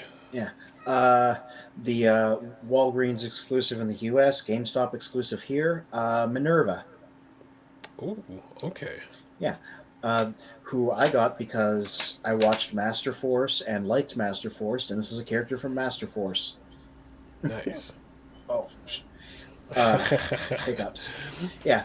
The original Minerva actually was the first female Transformer to get a figure released, albeit only in Japan. Okay. Yeah. Character's a headmaster and is a human. That's why the character's just named Minerva, because it's just a human woman named Minerva. Okay. Because, you know, Master Force, it was like a lot of the Autobots were people piloting them. That is correct. Yeah. But, you know, later on, the mech would gain sentience and just become a proper Autobot. And the version that shows up in the Wreckers comic, which shares a design with this, is a regular Autobot, too. Okay, cool. Yeah. This is a retool of Elita 1, and it does not look like a clown car anymore. It actually looks good in both modes. Okay, that's good. Yeah. But yeah, did the photos, was cleaning up the mess from that, did the write-up. just gotta get it all lined up and hit post. And you can view it on childreofprimus.com under our news and reviews section. Nice. And Mr. Black Goldfish on YouTube, presumably talking about Dreadwind and Darkwing, says, I had a comic book of those two Power Master jets. Mm-hmm. Yeah, they were in a few issues. They were like mercenaries working for the Mechanibals, which were aliens that ate robots. Right. And the Pretenders, led by I think Landmine and Cloudburst, ran afoul of them while they were trying to get supplies for the fellow Autobots, because the underbase thing had just happened, so a lot of Autobots were like dead or half dead. Yes. So Optimus sent them on a parts run, and then they're like, uh-oh, the Mechanibals are around, and Dreadwind and Darkwing are working for them. And that was the adventure. I don't know if that's a specific one. They were in other stuff too, but that was their first like showcase story. Cool. And you know what? I'm actually got passed them at a dollar store yesterday, and I saw these 3 figures, and I'm like, you know what? Just for the sake of, because the dollar store seems to keep showing up like these interesting figures. Or I got these 3. Is that a gun former? A Nerf Transformer? Yeah, it is a gun former. Yeah, basically a Nerf one. But there's actually three of them. It's so always Montoy. Mm-hmm. Actually, the chroma key's making them disappear. Yep. Let me. Is he green? Is he green? Let me turn this off for a second. There we go. Yeah. So yeah, all 3 of them that are shown in the image, I found all 3 of them. That's a cool concept. Why, like, Hasbro owns Nerf. They could do a Nerf collaborative that is exactly this, but the dollar store got to them faster. Yep. I mean, I don't know how they are quality-wise, but that's a good-looking concept. Yeah, I mean, who knows how they are quality-wise as well, and it's funny enough. I mean, with the original 3 Diaclone guns, that Megatron came from, I had one of them. So, I mean, you know, we don't expect to see one of these three guns, 20 years from now become the next Megatron, but at the same time, you never know. You never know. That would be funny. Yeah. That would be funny. All it needs to do is get posted in a. I mean, get used in a well-known media, and then there you go. Yes, this is true. So, I think next week I'll, cut these open and unbox them. That'll be interesting. Now I'm really curious, and viewers should be curious too. Mm-hmm. Yes, I will. At some point this week I'll post I'll post images of these, or at least the packages, but then I'll open them next Sunday. Mm-hmm. I'm looking forward to that. That's maybe I'll see if I can find some bootlegs between now and then too. Nice. Make it a theme. Well, I think that is it for this episode, because actually I have to get up at like 5 a.m. in the morning. Yeah, that'll do it. Yeah. All right. So from all of us to all of you, enjoy your hobbies. Mm-hmm. And thank you, Mr. Black Goldfish, Xenomorph, Keeper of Toast, Peter Sims, and Calvin. Calvin, gonna jump in sometimes. It's been a minute, But thank you for everyone that's come by, and thank you for everyone that will watch after. Yes, and Keeper of Toast.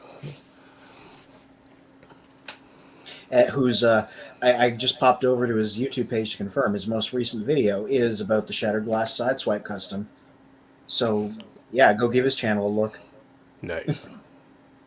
Hey, that was my Sideswipe. I helped, like it was shake and bake. There you go.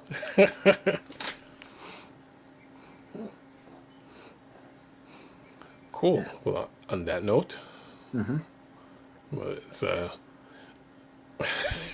Tilallareone. Yeah, Tilallareone.